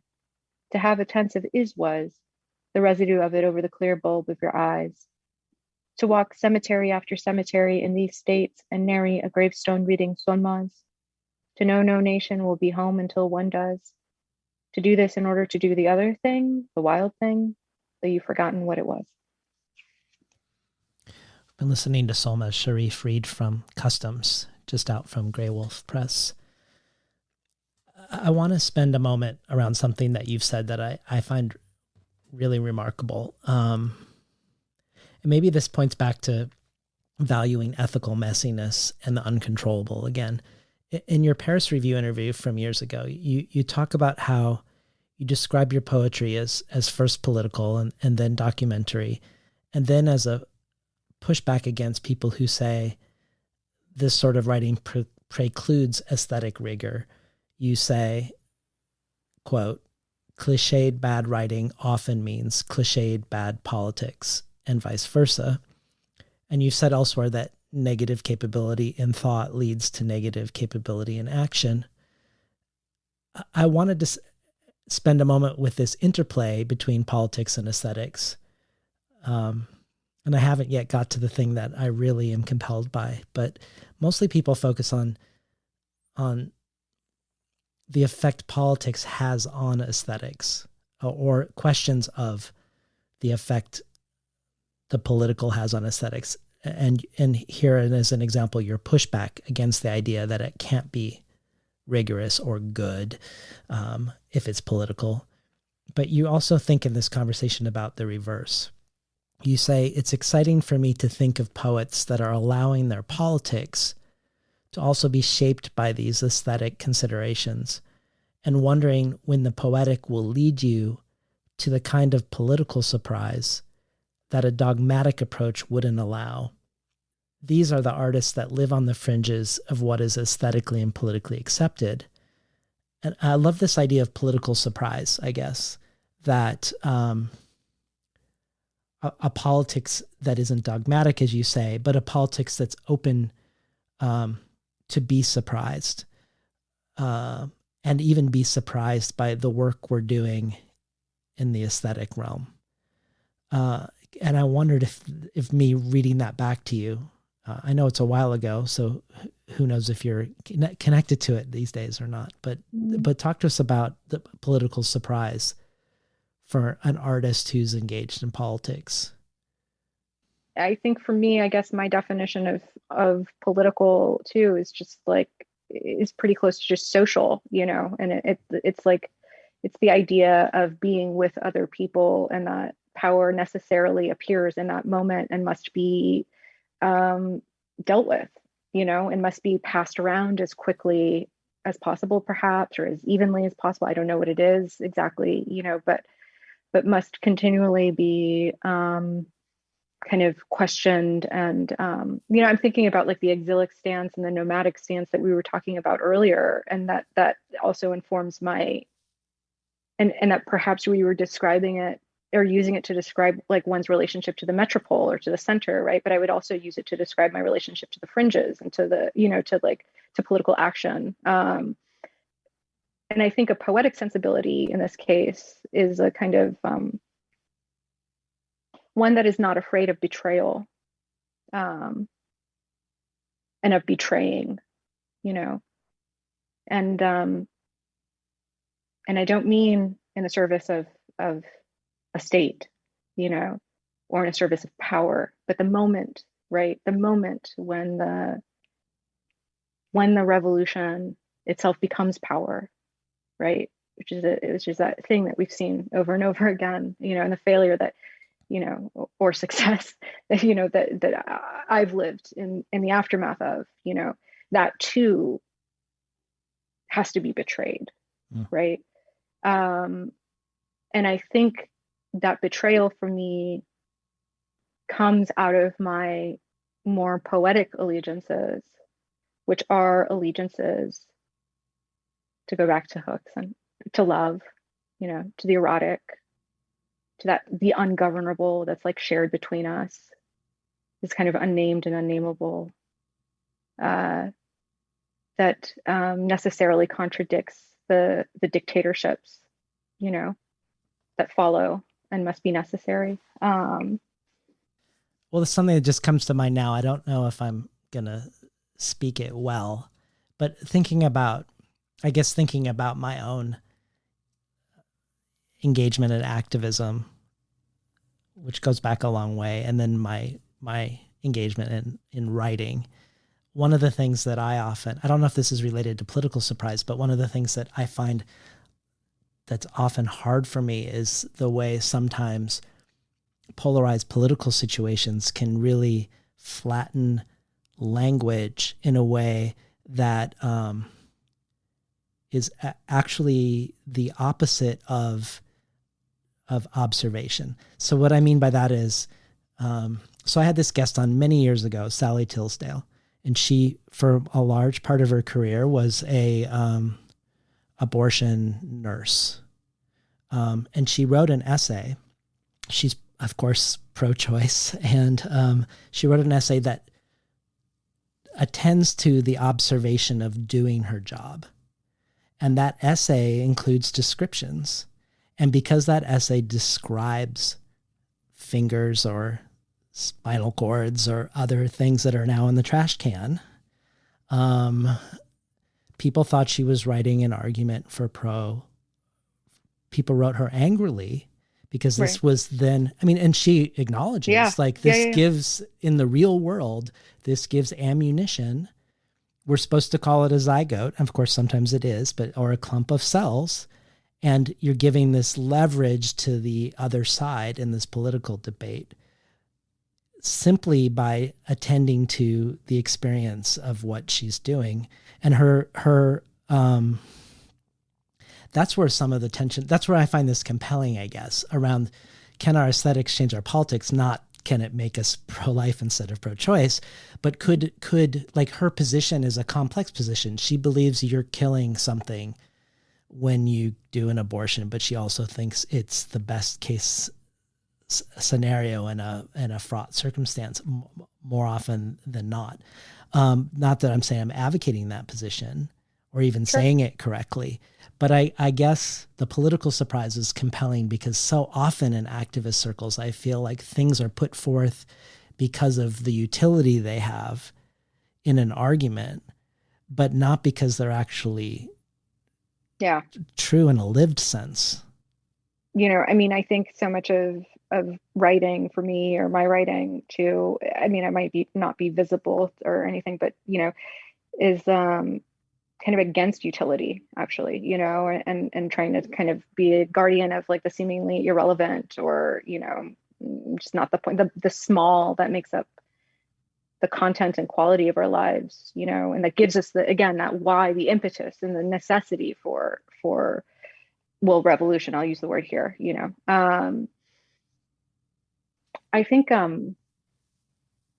there are definitely moments I've had, and there are moments I can think of where an allegiance to a kind of lyrical rigor has led to some politically questionable calls on my end. And there's one in particular I haven't been able to kind of rectify or reconcile, I should say. And that's, I talk about it in the Talk Against Goodness, and it's a scene that I couldn't work into the title poem of my last book, Look. And the entirety of the scene, it got worked down in the poem to an exchange between the speaker and a Republican that's present at the Republican National Convention. But the real meat of the story was the exchange between the speaker and the white liberal who was also protesting the Republican National Convention and decided to kind of side with the Republican against the speaker. Just too many words to get to the content of that story. And I think about that often, right? That's lyricism in that moment, or kind of lyrical revision actually did this thing that we're trying to not do, right? It flattened the story, and it went down this kind of like path of least resistance. Okay, we'll just stick to the extremes that we kind of know, because it takes far more telling to bring in the other person and reveal what is happening there. So that's one tension that's unfortunate that I've kind of noticed. But I think that idea of betrayal I'm talking about is more linked to what this example that you're bringing forward. I have also been in positions and places where the poem makes me say something I'm surprised to say, or in order to actually be a poem, I have to say certain things that aren't as easily appropriative or something, you know. I don't have as tight a grip over like the moral kind of ramifications of it. But I think that as long as there is a readership, I think this points to a problem of the readership and not a problem of the writing itself, right? And that it's complicated because we can't be naive to the ways our writing is going to be used either. And she wasn't, Tisdale wasn't, but at the same time, I mean, it's like there's a lot I don't write because of that. Yeah. Well, maybe as a last question, I want to stay off the page for another minute. Okay. Both when I talked to Natalie Diaz and when I talked to Kaveh Akbar, they were, I think, in some similar ways to you, thinking about bringing concerns of poetry off the page and into the world, but also what poetry can't do that the poet as an activist has to do in other ways. And I know many of the poets you admire had careers that demonstrated this, not just June Jordan, but certainly her, but George Oppen, who had two separate poetry careers with decades in between as a union activist, or Muriel Rukeyser. But someone who I spoke to Kaveh Akbar about, who he in particular teaches, that I know is also close to your heart, is Farag Saad, who in so many ways ignored established customs, the quote unquote proper way of getting published, or how you were supposed to write as a woman, what you were supposed to write about. And she suffered deeply for it, not only having her child taken from her, electroshock therapy, her work being banned, her life in exile, where she became an equally noteworthy filmmaker.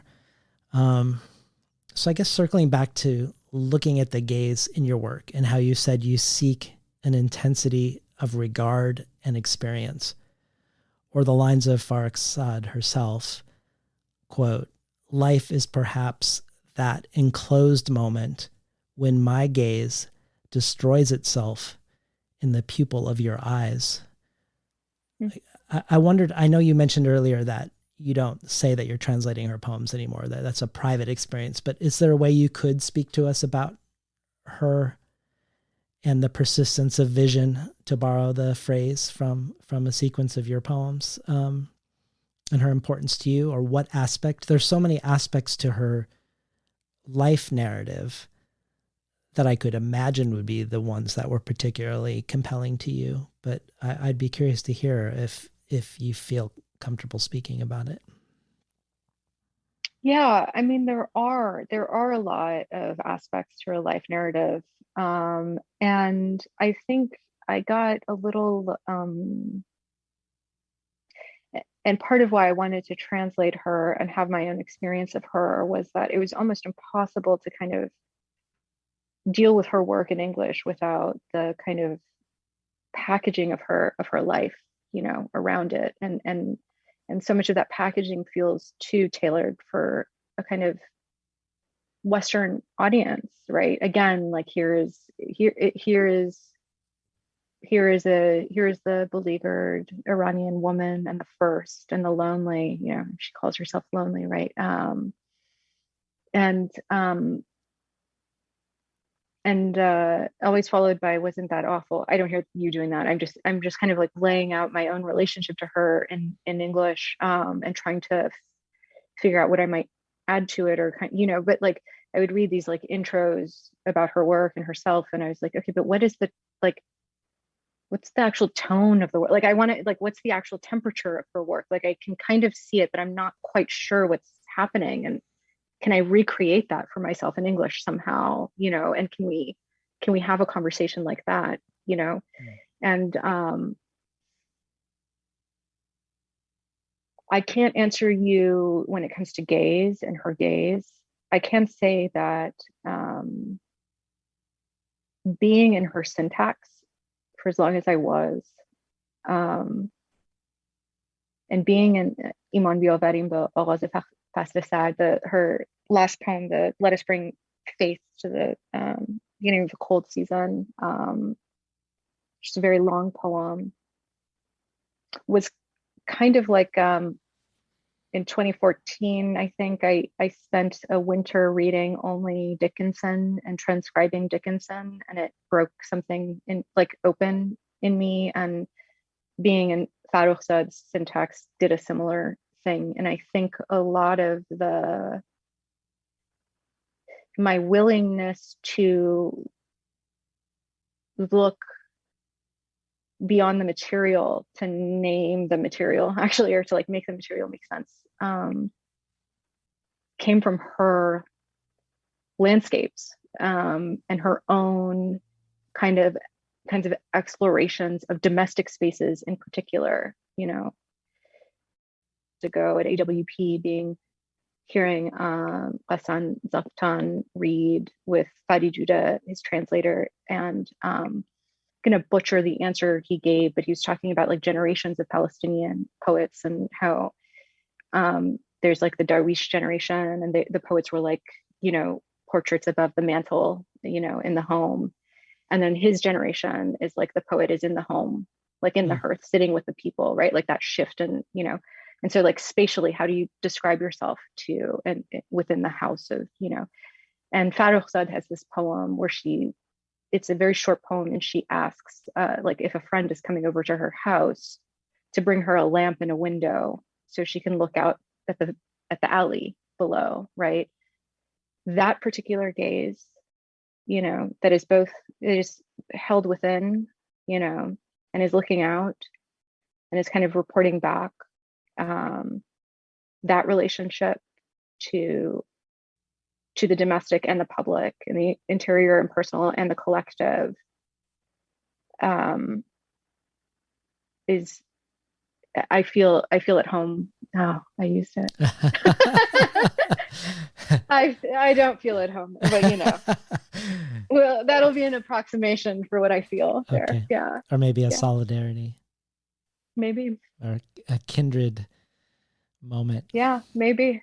Oh, maybe not kindred. We shouldn't use kindred either. I was going to say, I feel like, we've necessarily problematized a lot of words today, but, but this particular moment like, that's before we find the word for the thing itself. And I'm kind of just like looking at another person and being like, you know what I mean? And the other person's like, yeah, I kind of know I know what you mean, but we can't.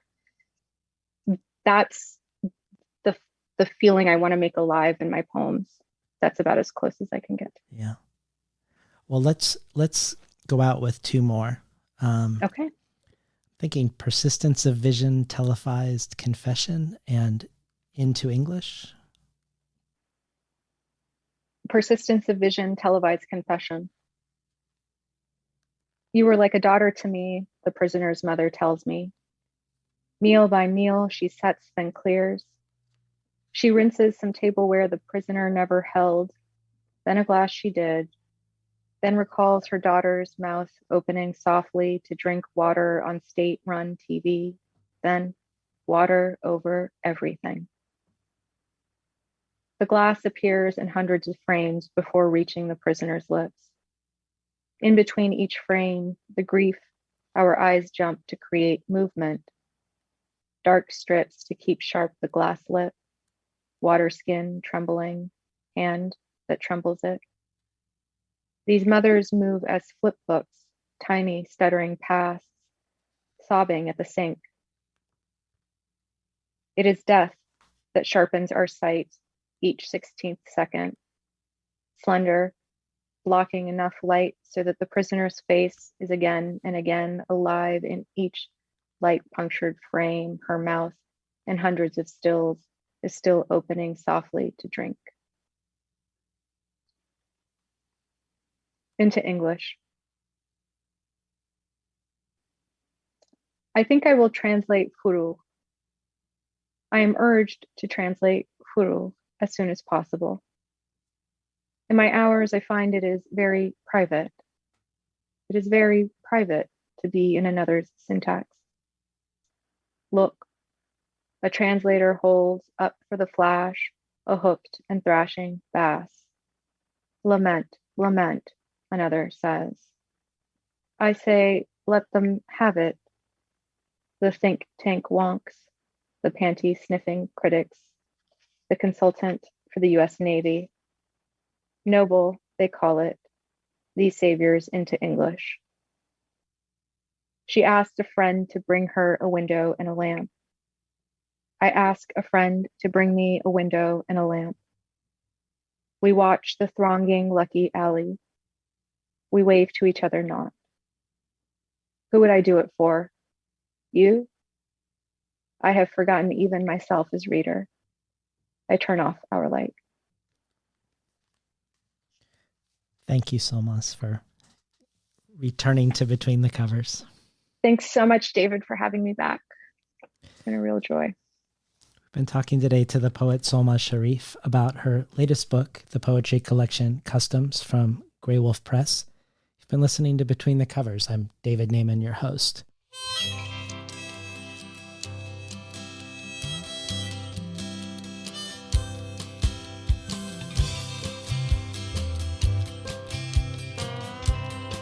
Today's program was recorded at the volunteer-powered, non-commercial, listener-sponsored, full-strength, makeshift home office of me, David Naiman.